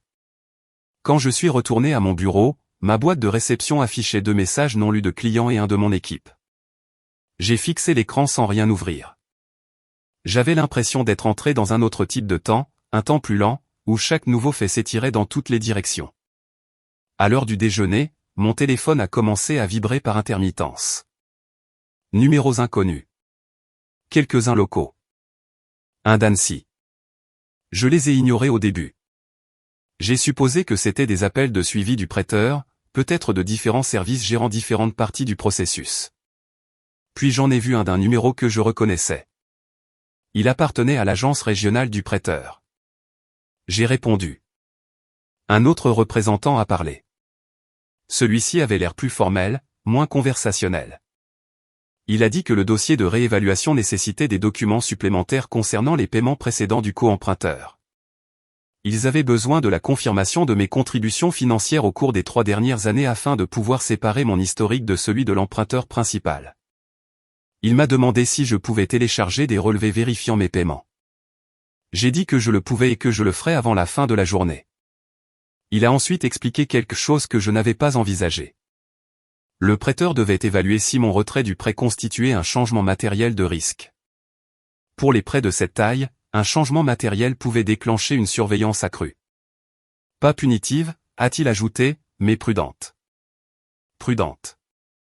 Un mot utilisé lorsque l'on tient quelque chose de fragile du bout des doigts. J'ai passé l'heure suivante à télécharger des relevés et à les organiser dans un dossier numérique bien rangé. Des dizaines de virements. Chacun étiqueté soutien prêt ou aide préparental ou aide logement. Tous les petits sacrifices que j'avais faits sans penser à ce qu'ils représentaient au total. Près de 70 000 € selon mon calcul approximatif. Ce chiffre avait l'air différent sur un écran que dans mon esprit. Les chiffres racontent toujours leur propre histoire, mais parfois on ne se rend pas compte qu'on la lit à l'envers. Au fur et à mesure que l'après-midi avançait, les appels se sont multipliés. J'ai mis mon téléphone en silencieux pendant une réunion d'équipe, pour le rallumer et trouver 9 appels manqués de numéros que je ne reconnaissais pas. Quelques-uns ont laissé des messages vocaux. J'en ai écouté un. Un message poli mais urgent me rappelant les délais et me demandant de confirmer que j'avais soumis mes documents. Je l'avais fait, mais le système se déplaçait clairement plus vite que ses employés ne pouvaient se coordonner. À 17 h, le nombre d'appels manqués avait dépassé la dizaine. 17. Puis 20. Puis 24. Je m'attendais à ce que mon père appelle à présent, mais il ne l'avait pas fait. Ma mère non plus. La banque était plus réactive que ma famille. Plus communicative. Plus investie dans la réalité de ce qui se passait. Quand je suis rentré à la maison, j'ai changé de vêtements et j'ai réchauffé les restes de la veille. La cuisine semblait trop silencieuse. Mon téléphone posé sur le comptoir vibrait toutes les quelques minutes. Je l'ai pris et j'ai vu de nouveaux appels manqués. 28. Puis 32. Beaucoup du prêteur. Quelques-uns de numéros hors de la région. Annecy de nouveau. Je les ai tous laissés aller à la messagerie vocale. Vers 20 h, le prêteur a de nouveau appelé. J'ai répondu cette fois. Le représentant m'a demandé si j'avais un moment. Je me suis assise à la table et j'ai dit oui. Il a expliqué que la réévaluation avait officiellement commencé. Ils avaient contacté l'emprunteur principal au numéro indiqué dans le dossier mais ne l'avaient pas encore joint. Il a dit qu'ils continueraient d'essayer. Il a dit qu'ils avaient besoin d'une vérification dans le jour ou les 2 jours suivants pour que le processus se déroule sans heurts. Il a dit que le système générait automatiquement des alertes lorsqu'une réévaluation de prêt impliquait le retrait d'un co-emprunteur sur une propriété de grande valeur. C'était standard. Pas une cause d'alarme. Mais cela nécessitait une coopération rapide. J'ai demandé s'il y avait autre chose dont il avait besoin de ma part. Il a dit pas pour le moment. Ma partie était terminée. Quand nous avons raccroché, j'ai de nouveau jeté un coup d'œil à mon nombre d'appels manqués. 37. Cela semblait surréaliste. La banque voulait des réponses. La banque voulait des documents. La banque voulait de la clarté. Ma famille, pendant ce temps, était devenue silencieuse. Il était presque 21 h quand le premier appel du numéro de mes parents est arrivé. J'ai fixé l'écran mais je l'ai laissé sonner. 1 minute plus tard, il a de nouveau sonné. Je n'ai pas répondu. Après la 3e tentative, j'ai finalement écouté le message vocal. C'était ma mère. Sa voix était douce. Fatiguée. Elle a dit qu'elle espérait que j'allais bien. Elle a dit que mon père était stressé. Elle a dit que les choses s'étaient compliquées.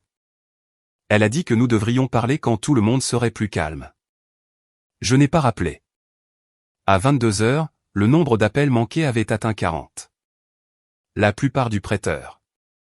Quelques-uns de la région d'Annecy. Une poignée de mes parents. Je me suis assise sur le canapé, les jambes repliées sous moi, le téléphone à la main, regardant les chiffres grimper.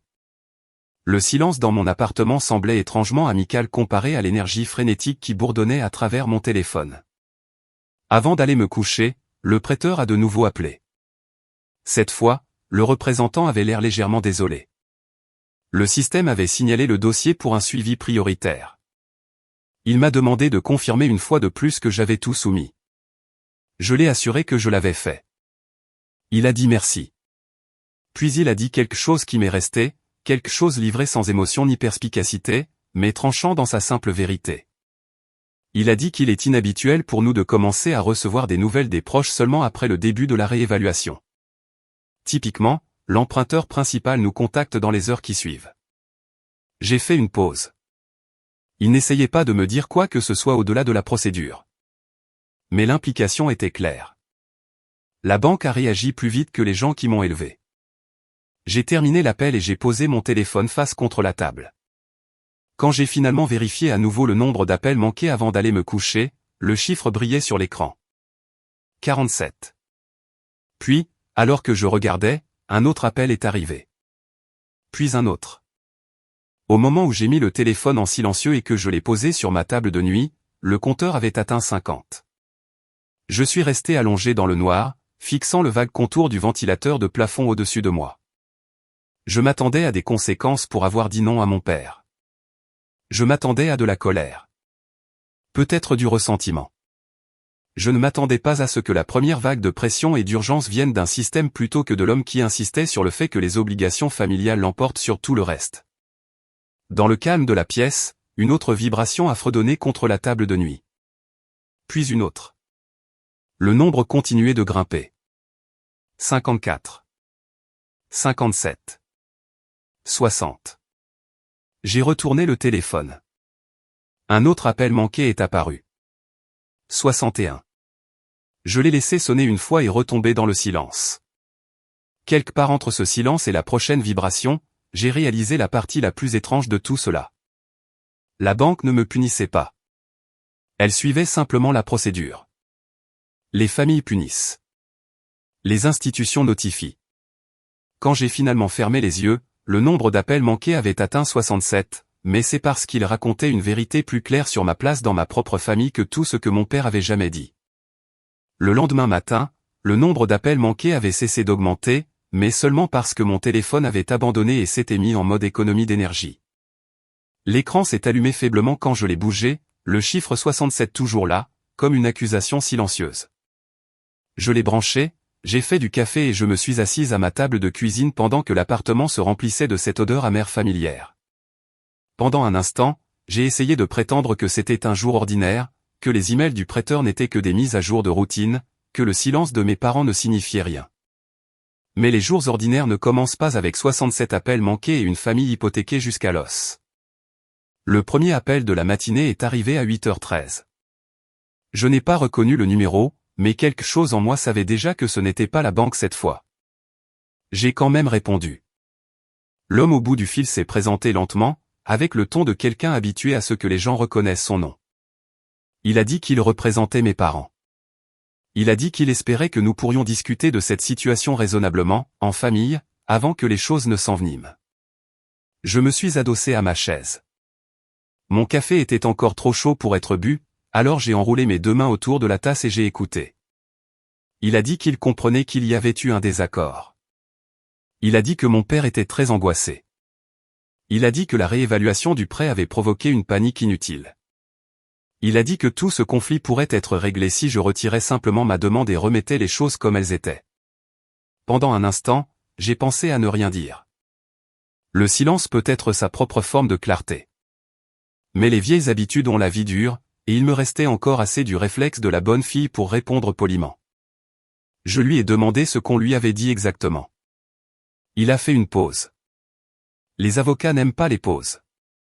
Les pauses révèlent des lacunes.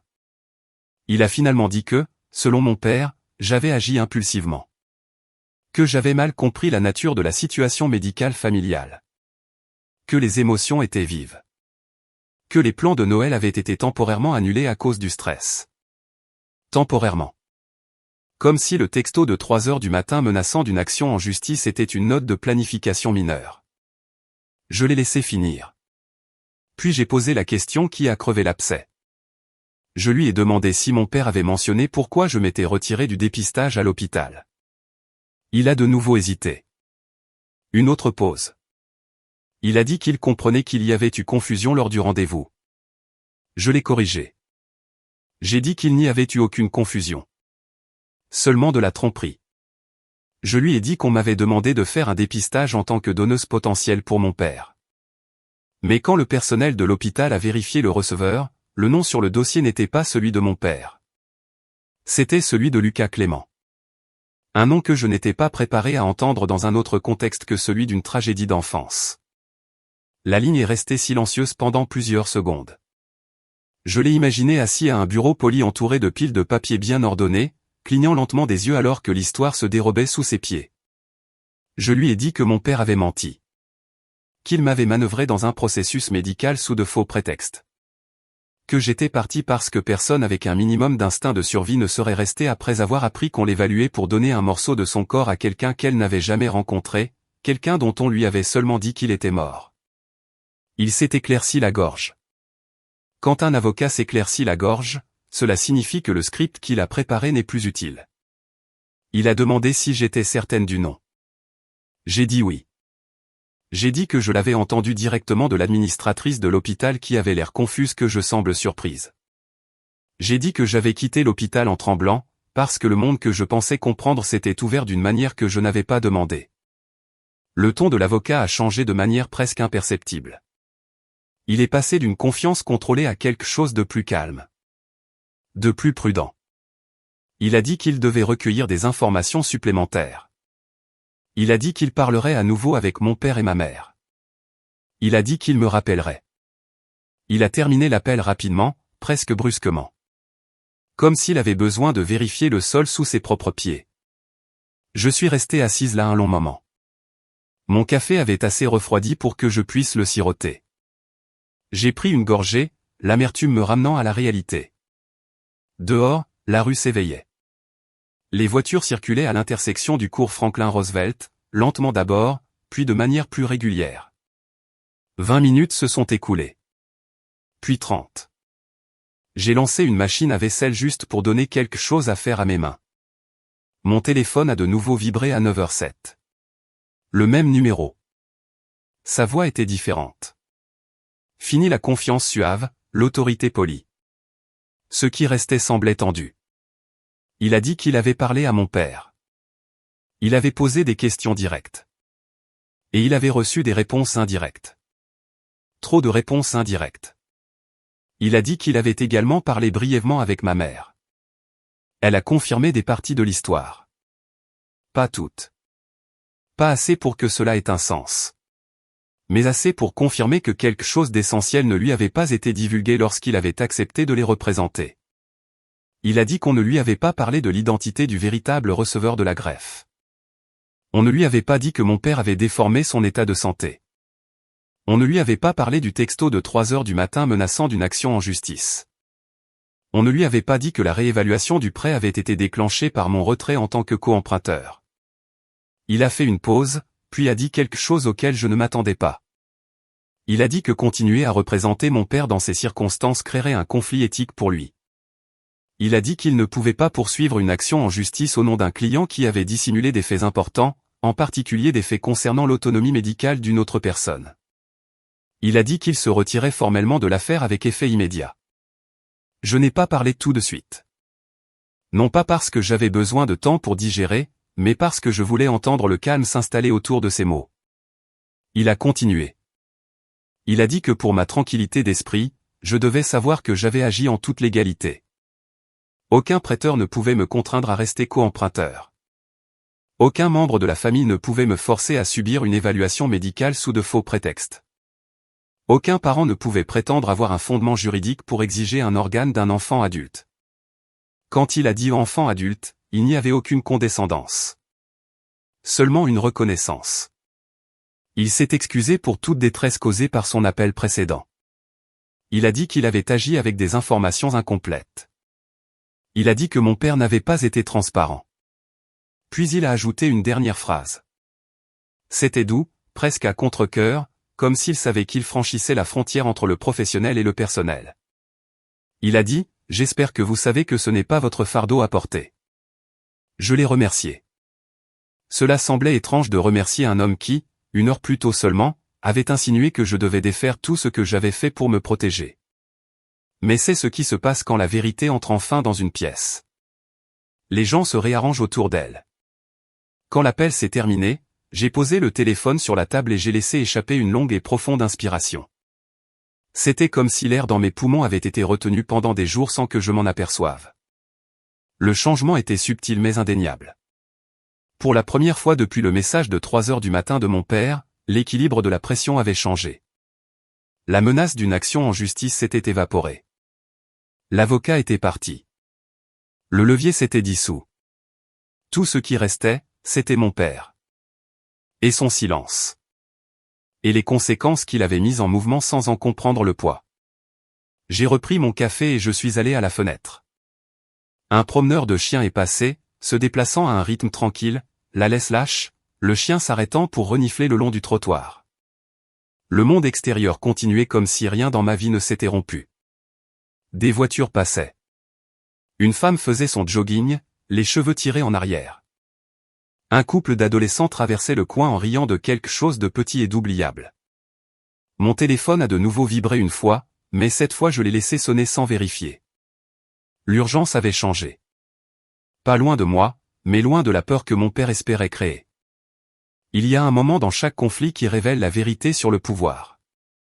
Parfois, il arrive tranquillement, habillé de la voix fatiguée d'un avocat.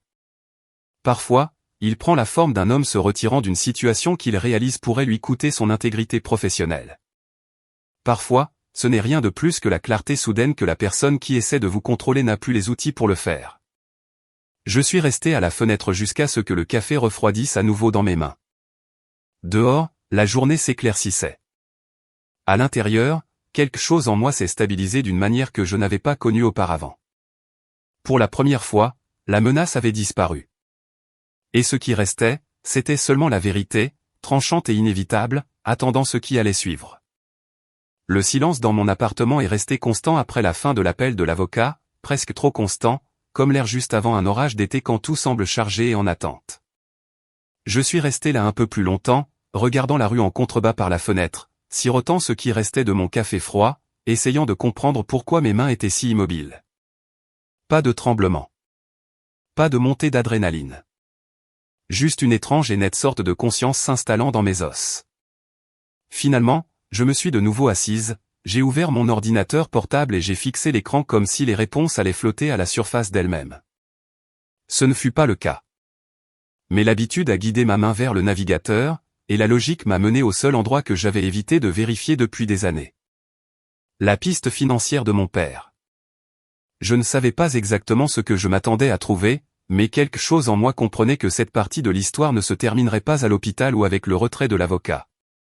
Quoi qu'il ait été mis en mouvement, cela avait commencé bien avant le prêt, bien avant le dépistage, bien avant ce message de 3 heures du matin qui a fait éclater Noël. Je me suis connecté au dossier financier commun que mon père et moi avions utilisé de manière informelle au fil des ans. Il n'était pas vraiment partagé, plutôt un tiroir numérique où il avait autrefois téléchargé des documents fiscaux et des formulaires d'assurance avant d'oublier son existence. Je connaissais le mot de passe parce qu'il avait choisi quelque chose qu'il imaginait être intelligent. L'adresse de la maison qu'il avait achetée en utilisant mon nom comme échelle. Rue de 16. 1203. Les chiffres se sont tapés sous mes doigts comme une routine que j'avais répétée sans le vouloir. Le dossier s'est ouvert. La plupart n'étaient que du désordre. Des relevés périmés de banque qu'il n'utilisait plus. Des copies de formulaires d'assurance. De vieilles factures médicales. Mais dans le coin se trouvait un seul dossier avec un nom si simple qu'il aurait dû se fondre dans la masse. Virement. J'ai cliqué dessus. Il m'a fallu un moment pour que mes yeux s'habituent à ce que je voyais. Ligne après ligne de petits paiements. Pas d'énormes sommes. Pas assez pour déclencher une suspicion évidente. Mais constant. Mensuel. Parfois bi-hebdomadaire. Les montants variaient légèrement, comme s'il essayait d'éviter les schémas. 300 € ici. 600 € là. Parfois plus. Parfois moins. Mais toujours vers le même numéro de compte. Un compte non connecté à aucune de ces dépenses connues. Ma gorge s'est nouée, pas exactement d'émotion, mais de reconnaissance. J'avais déjà vu ce schéma. Pas dans ma famille, mais dans le travail que je faisais à temps partiel pour un cabinet de conseil financier pendant mes études. Des paiements au compte-gouttes à une personne à charge que vous ne voulez pas que les autres remarquent. C'est une forme classique, la signature financière d'une personne essayant de garder un secret vivant. En haut de la description d'un virement, il y avait une note que j'ai failli manquer. Elle disait LC. 2 lettres. C'est tout. LC. Lucas Clément. J'ai reculé de la table. Les pieds de la chaise ont gratté doucement le sol. Pendant un moment, je me suis senti instable dans ma propre peau, comme si quelqu'un avait remonté le temps et réécrit des morceaux de mon enfance pendant que je dormais. Mon père avait envoyé de l'argent à Lucas. Pas sporadiquement. Pas impulsivement. Systématiquement. Pendant des années. J'ai fait défiler plus loin. Le premier paiement datait de près de 8 ans. 50 €. Puis un autre. Puis 200. Puis 5 cents. Puis de nouveau moins. Un schéma irrégulier avec un objectif constant. Maintenir quelqu'un à flot sans attirer trop d'attention.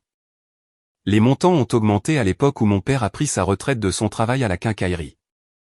Pas de beaucoup, mais assez pour que je puisse voir l'attention. Ses revenus de retraite n'ont jamais été importants. Il m'a dit un jour que le coût de la vie en prendrait la majeure partie, et qu'il devrait être prudent. Ce qu'il n'a pas dit, c'est que la raison pour laquelle il devait être prudent était que Lucas drainait discrètement ce qui restait. Un autre document s'est ouvert sous mon curseur presque par accident. Une lettre scannée de son compte de retraite. Elle montrait une pénalité de retrait datant de plusieurs années. Une pénalité substantielle. Assez pour faire sonner toutes les alarmes dans mon esprit. Assez pour expliquer pourquoi il avait besoin de moi pour être co-emprunteur du prêt. Pourquoi sa cote de crédit avait chuté. Pourquoi le solde de sa retraite qu'il prétendait avoir n'était qu'une fraction de ce qu'il avait autrefois promis. Il l'avait vidé. Pièce par pièce. Pour envoyer de l'argent à un fils qu'il m'avait dit être mort. Je me suis surprise à rire sous cap, non pas parce que c'était drôle, mais à cause de la pure absurdité du calcul. Pendant que je vivais dans un 3 pièces sans ascenseur, payant près de 2000 € chaque mois pour un prêt que je ne possédais pas, annulant des vacances, achetant des produits de marque distributeur, faisant des économies, épargnant chaque euro comme s'il pouvait me sauver un jour. Mon père avait canalisé le peu qu'il avait vers quelqu'un dont je n'avais entendu parler qu'au passé. L'enfant de remplacement. Cette pensée est montée lentement, non pas comme une révélation mais comme la reconnaissance de quelque chose que je savais déjà sans le nommer. J'avais grandi en croyant que je comblais un vide émotionnel pour une perte qui avait été trop lourde à supporter pour mes parents. Mais la vérité était plus profonde. Je n'avais pas seulement été élevé pour prendre la place émotionnelle d'un frère que je n'avais jamais rencontré. J'avais été élevé pour prendre sa place financière aussi. Voilà. Silencieux et tranchant. J'ai cliqué sur d'autres pages. Plus de virements. Plus d'épuisement. Des lettres du plan de retraite l'avertissant que des retraits répétés réduiraient sa stabilité à long terme. Une notification lui conseillant de consulter un conseiller financier. Un document fiscal montrant des pénalités pour retrait anticipé qui ont dû faire plus mal qu'il ne l'a jamais admis. Il avait accepté toutes ces pénalités. Les avait avalées. Sans hésitation. Et puis il m'avait présenté un prêt qu'il ne pouvait pas assumer sans moi. Une petite partie de moi a essayé de ressentir de la compassion pour lui. L'addiction est une chose compliquée, et si Lucas avait eu des difficultés, s'il avait eu besoin d'aide, peut-être que mon père s'était dit qu'il faisait ce qu'il fallait. Qu'il était loyal envers un fils qui s'était égaré. Mais la compassion ne fonctionne que lorsqu'elle va dans toutes les directions. La loyauté de mon père n'avait jamais afflué vers moi avec la même urgence. Quand je lui avais dit il y a des années que je pourrais déménager de Lyon pour prendre un travail à Rennes, il m'avait traité d'égoïste de vouloir quelque chose de différent. Quand j'ai mentionné que je voulais voyager avec des amis, il m'a rappelé le paiement du prêt. Quand je lui ai demandé s'il pouvait prendre en charge une partie de la facture pour que je puisse épargner pour mon propre avenir, il a dit qu'il faisait de son mieux. Son mieux, c'était 600 € à Lucas le même mois où il m'a dit qu'il ne pouvait même pas contribuer à hauteur de 100. J'ai fermé doucement l'ordinateur portable, comme si les informations à l'intérieur avaient besoin de temps pour se décanter. Je suis allé à l'évier de la cuisine et j'ai ouvert le robinet. Le bruit de l'eau qui coulait m'a stabilisé. C'était des faits, pas des suppositions. Des documents, pas des soupçons. Le genre de preuve qui ne bouge pas sous la pression émotionnelle. J'ai laissé l'eau couler jusqu'à ce qu'elle devienne tiède, puis je me suis aspergé le visage. Pendant un moment, la vapeur a embué le bas de la fenêtre au-dessus de l'évier, et j'ai regardé la condensation brouiller le quartier au-delà. Une image douce. Une vérité adoucie. Mais quand j'ai essuyé la vitre avec le bord de ma main, le monde est redevenu net. Je suis retourné à la table et j'ai de nouveau ouvert l'ordinateur portable. Un autre dossier attendait en bas de l'écran. Il était intitulé Maison. Probablement anodin. Probablement de vieilles factures de rénovation ou des rapports d'inspection. Mais la partie de moi qui savait mieux a cliqué dessus quand même. À l'intérieur se trouvaient 3 fichiers. Le premier était le rapport d'inspection de l'époque où il avait acheté la maison. Le deuxième était un document d'impôt foncier. Le troisième était un brouillon sauvegardé d'un email adressé au prêteur. Je l'ai ouvert. Il se lisait comme le début d'une supplique. Il leur avait écrit pour leur dire qu'il voulait refinancer la maison afin de pouvoir me retirer du prêt un jour. Il a dit qu'il travaillait à améliorer sa situation financière. Il a dit qu'il s'attendait à pouvoir gérer les paiements seuls dans un avenir proche. Non sauvegardé. Non envoyé. Peut-être même un mensonge qu'il se racontait les jours où le poids de ce qu'il avait fait pesait trop lourdement sur lui. Mais une ligne se trouvait au centre de l'email, isolée, presque comme un aveu. Ma fille nous a sauvés. Sans elle, nous aurions tout perdu. Je l'ai fixé, attendant un changement émotionnel qui n'est pas venu. Je n'ai pas ressenti de fierté. Je n'ai pas ressenti de colère. J'ai ressenti quelque chose de plus proche de la clarté, le genre qui s'installe quand les illusions lâchent enfin leur emprise. Il avait construit une vie sur une structure empruntée. Et j'avais été l'échafaudage auquel il avait tout attaché. J'ai fermé l'email. Une prise de conscience s'est mise en place avec une finalité tranquille. Je n'avais pas été la fille qui est intervenue pour aider son père pendant une période difficile. J'avais été le plan de secours sur lequel il comptait pendant qu'il drainait ses ressources pour un fils qu'il ne pouvait pas laisser partir. J'avais été le remplacement à tous égards. Émotionnellement. Fonctionnellement. Financièrement. J'ai posé mes coudes sur la table, j'ai croisé les mains et j'ai laissé le silence s'approfondir. L'appartement semblait différent maintenant. Pas plus froid. Pas plus chaud. Juste plus honnête. Un endroit où la vérité pouvait s'asseoir ouvertement sans être mise de côté pour le confort de quelqu'un d'autre. Par la fenêtre, la lumière a changé, un lent dégradé de fin d'après-midi s'installant sur les bâtiments à l'extérieur. Des gens passaient avec des sacs de course. Un couple se disputait doucement près d'une voiture garée. Un enfant tirait sur la manche de sa mère, montrant quelque chose que je ne pouvais pas voir. La vie continuait. Tout autour de moi. Indifférente à l'effondrement silencieux des illusions de quelqu'un d'autre. Je suis restée assise là jusqu'à ce que le téléphone vibre à nouveau. Pas la demande brutale des appels précédents. Juste un seul bourdonnement. Un texto cette fois. Je ne l'ai pas pris. Pas encore. Je savais déjà qui ce serait. Et je savais déjà que quoi que mon père dise maintenant, ce serait trop tard pour changer la forme de ce que j'avais découvert. Je suis resté à la table un moment de plus, les 2 mains à plat sur le bois, m'ancrant dans la vérité la plus simple de la journée. Je n'avais rien détruit. J'avais seulement cessé de soutenir ce qui était déjà brisé. Et le poids de cela n'était finalement plus à moi de le porter.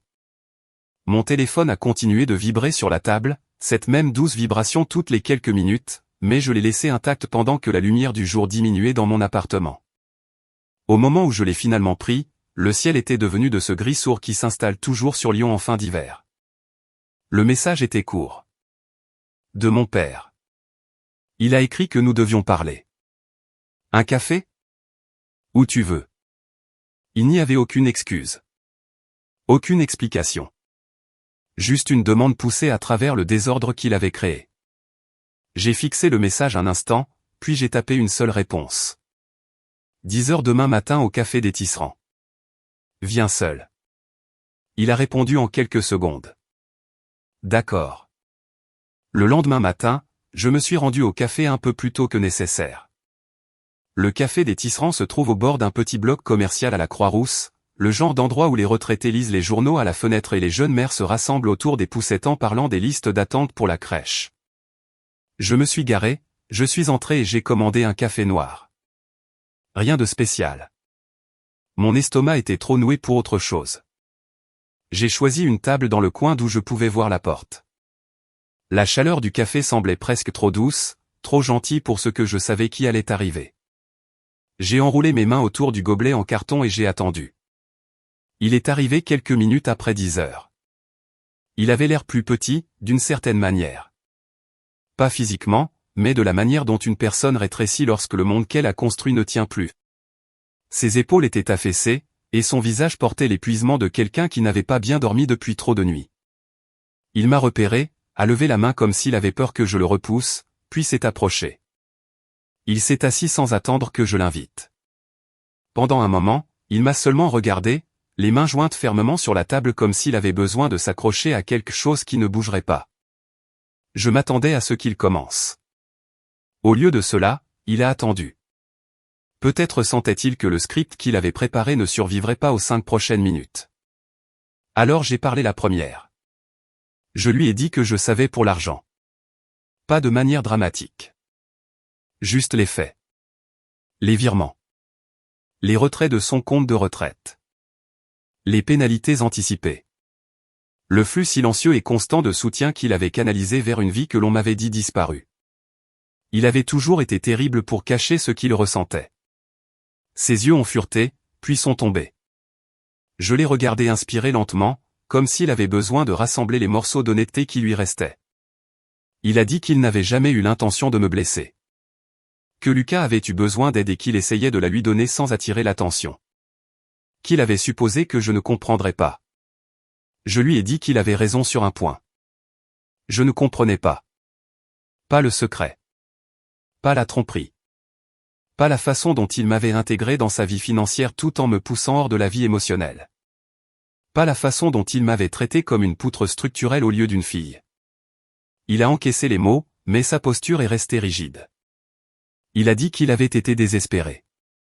Il a dit que Lucas n'avait pas demandé d'argent, pas au début.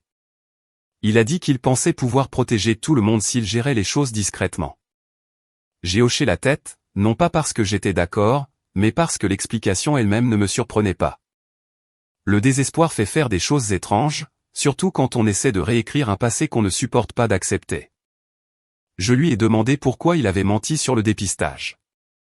Pourquoi avait-il laissé le personnel de l'hôpital préparer des documents à son nom alors que le receveur était quelqu'un d'autre? Il n'a pas levé les yeux en répondant. Il a dit qu'il pensait que si je lui disais la vérité d'emblée, je refuserais. Il avait besoin que je mène cela à bien. Il a dit qu'il avait peur que je parte. J'ai laissé échapper une inspiration qui semblait avoir été retenue pendant des années. Peur que je parte. Il n'avait jamais considéré que le mensonge lui-même était le départ. Le sien, pas le mien. La conversation s'est installée dans un silence après cela. Des tasses teintées autour de nous. Un barista a appelé un café au lait caramel pour quelqu'un au comptoir. Un couple riait à la table voisine. Des sons ordinaires dans un matin ordinaire. Il semblait déplacé. Je me suis finalement penché en avant et je lui ai dit clairement ce que j'avais dit au prêteur lorsque j'avais initié la réévaluation. Que je ne pouvais plus porter le prêt. Que ce qu'il avait construit sur mon dos était arrivé à échéance. Qu'il avait maintenant 2 options et que les 2 étaient des solutions réelles et adultes. Il pouvait vendre la maison. Ou il pouvait la refinancer entièrement à son nom. S'il le pouvait. Ce qui, compte tenu de tout ce que j'avais découvert, n'était pas le cas.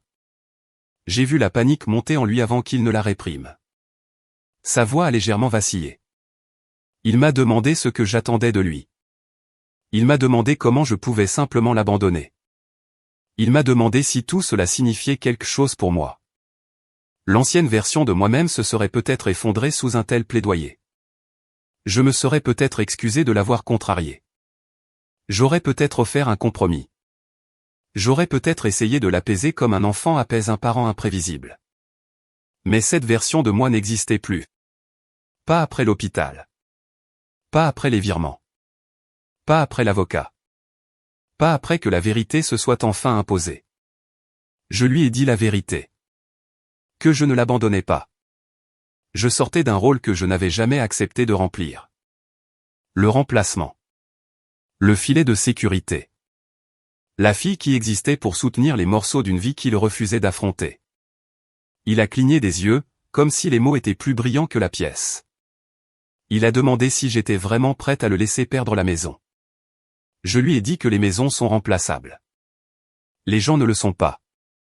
Et quelque part en chemin, il avait inversé cette vérité. Il a secoué la tête. Sa voix s'est brisée quand il a dit qu'il ne pouvait pas tout recommencer. Qu'il était trop vieux. Que vendre la maison serait comme abandonner. Qu'il avait besoin de temps. Qu'il avait besoin de moi. Le plaidoyer final a atterri comme un caillou dans une rivière. Il a coulé sans changer le courant. J'ai attrapé mon manteau drapé sur le dossier de la chaise. Il a observé le mouvement avec quelque chose comme de l'incrédulité, comme s'il n'avait pas imaginé que cette conversation pourrait se terminer par mon départ. Je lui ai dit calmement que ma décision n'était pas négociable. Qu'il avait construit une vie sur des promesses qu'il n'avait jamais eu l'intention de tenir. Qu'il était temps qu'il vive avec les conséquences des choix qu'il avait faits. Je me suis levé. Les pieds de la chaise ont gratté légèrement le sol. Il a tendu la main instinctivement, non pas pour m'attraper mais comme s'il voulait retenir le moment. Sa main a plané une seconde avant qu'il ne la laisse retomber. Il a dit mon nom doucement. Presque un murmure. J'ai fait une pause assez longue pour croiser son regard. Ce qu'il y a vu a dû le surprendre. Pas de la colère. Pas de la tristesse. Juste l'acceptation stable de quelqu'un qui comprend enfin la limite qu'elle n'a jamais eu la permission de tracer. Je lui ai dit que j'espérais qu'il choisirait l'option qui lui ferait le moins de mal. Puis je me suis retourné et j'ai marché vers la porte. Dehors, l'air était frais et le ciel clair. Les gens se déplaçaient autour de moi, portant des sacs de course et des porte-gobelets en carton, se dirigeant vers le reste de leur samedi. J'ai pris une lente inspiration. Puis une autre. Mes pieds étaient stables sur le trottoir. Derrière moi, la porte du café s'est ouverte un instant, laissant échapper une bouffée de chaleur et de voix avant de se refermer. Je n'ai pas regardé en arrière. Certaines fins n'ont pas besoin de cérémonie. Certaines exigent simplement que vous vous leviez, que vous sortiez et que vous viviez dans l'espace que vous vous êtes enfin créé. J'ai quitté le café sans me retourner, et pour la première fois depuis longtemps, le monde autour de moi m'a semblé plat. Pas de basculement. Pas de courant sous-jacent. Juste le trottoir sous mes pieds et l'air vif de l'hiver qui portait la légère odeur de cannelle de la boulangerie voisine. J'ai conduit lentement jusqu'à la maison, non pas parce que j'étais fatigué, mais parce qu'il n'y avait plus rien à presser. La semaine suivante s'est déroulée en petits morceaux réguliers. Le prêteur a envoyé à mon père l'avis de réévaluation formelle. Il a appelé une fois, puis deux, puis a cessé d'appeler. Le silence est une chose étrange quand il vient de quelqu'un qui avait l'habitude de remplir chaque silence de ses propres explications. J'ai pensé qu'il avait peut-être décidé de refinancer, qu'il cherchait une solution de dernière minute, mais la vérité est arrivée sous la forme d'un email poli de l'agent immobilier qu'il avait engagé. Il a mis la maison en vente.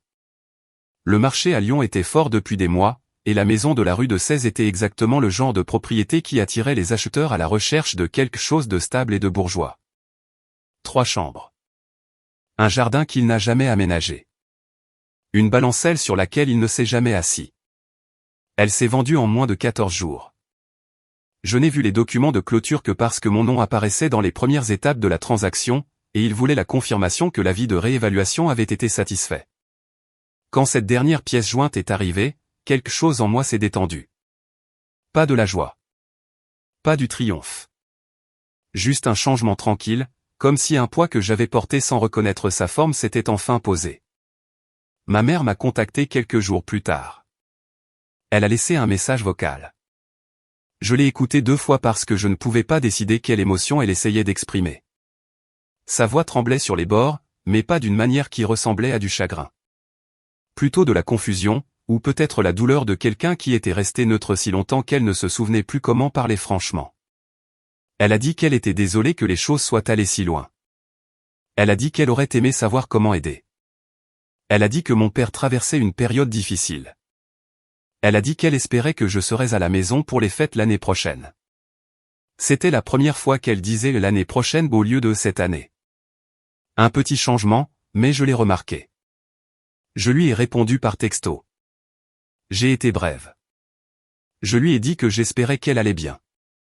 Je lui ai dit que je prenais du temps pour moi. Je lui ai dit que je l'aimais de la manière dont un enfant aime encore la personne qui lui a appris à faire ses lacets mais pas à s'exprimer quand elle en avait besoin. Je n'ai pas mentionné Noël. Le lendemain de la vente de la maison, j'ai reçu un court message d'un numéro que je ne reconnaissais pas. Le texto disait, « C'est Lucas. Je suppose que tu savais que la maison était vendue. Je voulais juste dire que je suis désolé pour la position dans laquelle cela t'a mise. Je ne demande rien. » Je l'ai lu 2 fois. Puis une 3e fois. La phrase « je ne demande rien » est celle qui m'est restée. Non pas parce que je croyais qu'il était innocent dans les choix qu'il avait faits au fil des ans, mais parce que c'était la première fois que quelqu'un dans ma famille me parlait sans y attacher une demande, une faveur, un fardeau ou un morceau de sa propre survie. J'ai répondu une seule ligne. J'espère que tu prendras soin de toi. Il n'a pas répondu, et je ne m'y attendais pas. Dans les semaines qui ont suivi, ma vie s'est stabilisée à un rythme dont je ne savais pas avoir besoin. Le travail exigeait toujours les mêmes délais, les mêmes réunions, les mêmes feuilles de calcul, mais quelque chose dans ma façon de me présenter avait changé. Je ne me sentais plus comme si je me préparais à un impact chaque fois que mon téléphone vibrait. Mon appartement semblait plus grand.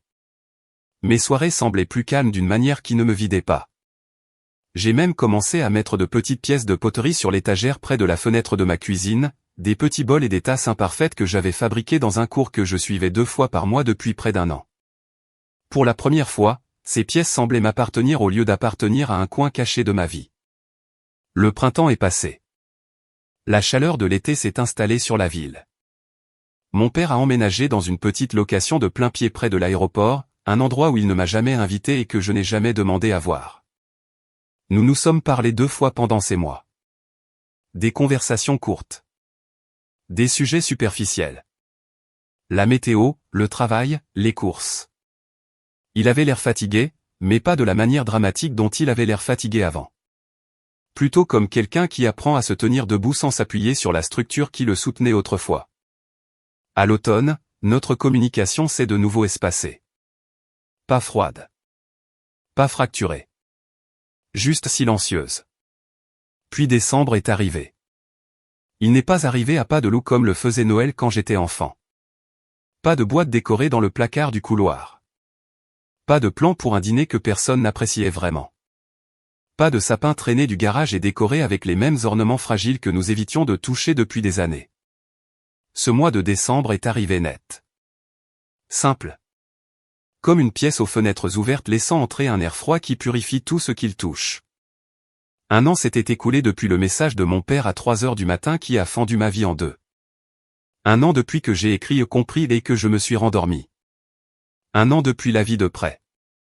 1 an depuis l'hôpital. 1 an depuis que j'ai cessé d'être le remplacement dans tous les sens du terme.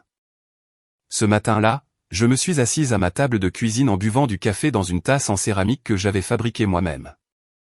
L'émail s'était déposé de manière inégale près de l'anse, mais l'imperfection semblait honnête. J'organisais mon propre Noël plus tard dans la journée. Petit. Calme. Le mien. J'avais invité quelques amis, le genre de personnes dont la présence ne nécessite pas de performance. Des gens qui ne font pas dans l'obligation. J'avais préparé un menu simple. Rien de lourd. Soupe, pain, un petit plat de poulet au romarin. Aucune tradition que je me sentais obligé de défendre. Juste une journée façonnée de mes propres mains. Mon père avait été invité aussi. Pas par culpabilité. Pas par devoir. Mais parce que je voulais que l'invitation vienne d'un choix, pas d'une vieille habitude. J'avais formulé le message avec soin. Si tu souhaites passer pour le dîner de Noël, tu es le bienvenu. Ce sera calme. Aucune attente. Juste de la nourriture et de l'espace. Si tu as besoin de temps, je comprends. Il a répondu qu'il viendrait s'il s'en sentait capable. C'était tout. La journée s'est déroulée facilement, comme le font les jours quand ils ne sont pas en but à l'humeur émotionnelle de quelqu'un d'autre. J'ai cuisiné lentement, me déplaçant dans la cuisine comme si la pièce m'appartenait. De la musique jouée depuis une vieille enceinte près du comptoir. Douce. Instrumentale. Rien de dramatique. Mes amis sont arrivés vers 16 heures. Ils ont apporté de petits cadeaux. Une bougie. Un pot de confiture maison. Une écharpe d'une couleur que je n'aurais jamais choisie moi-même mais que j'aimais quand même. Nous avons parlé. Nous avons ri. Nous avons mangé à la table près de la fenêtre qui donnait sur la rue. C'était comme une vie assemblée à partir de pièces tranquilles, chacune s'emboîtant là où elle devait aller. Vers 18 heures, on a sonné à la porte. La pièce est devenue silencieuse, et pendant un instant, personne n'a bougé. J'ai essuyé mes mains sur un torchon et je suis allé à la porte. Mon cœur ne s'est pas emballé. Mes mains n'ont pas tremblé. J'ai ouvert lentement. Mon père se tenait là, tenant un petit sac en papier. Il avait l'air plus âgé qu'au café. Pas vaincu. Juste usé par les mois qui s'étaient écoulés. Il a dit qu'il espérait que l'heure était toujours bonne. Je lui ai dit que oui. Il est entré et a enlevé son manteau. Il a salué mes amis poliment, avec incertitude, comme s'il marchait dans un endroit qu'il ne savait pas tout à fait comment habiter. Il m'a tendu le sac en papier.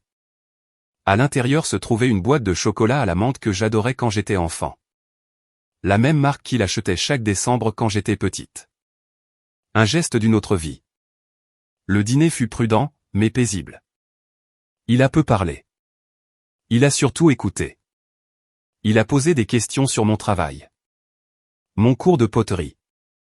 L'émail que j'avais utilisé sur la tasse près de la fenêtre. J'ai répondu sans le poids qui se trouvait autrefois entre nous. Il y a eu un moment vers la fin de la soirée où il a regardé autour de la table, ses yeux se posant sur la nourriture, les lumières, les petites pièces d'une fête qui ne tournaient autour de personne d'autre que moi. J'ai alors réalisé que c'était le premier Noël que j'avais jamais façonné pour moi-même. Pas hérité. Pas joué. Pas obligé. Choisi. Quand la soirée s'est terminée, il s'est levé et a mis son manteau. Il a dit merci de m'avoir invité. Les mots étaient simples, mais ils portaient une sincérité que je n'avais pas entendue de lui auparavant. Je l'ai accompagné à la porte.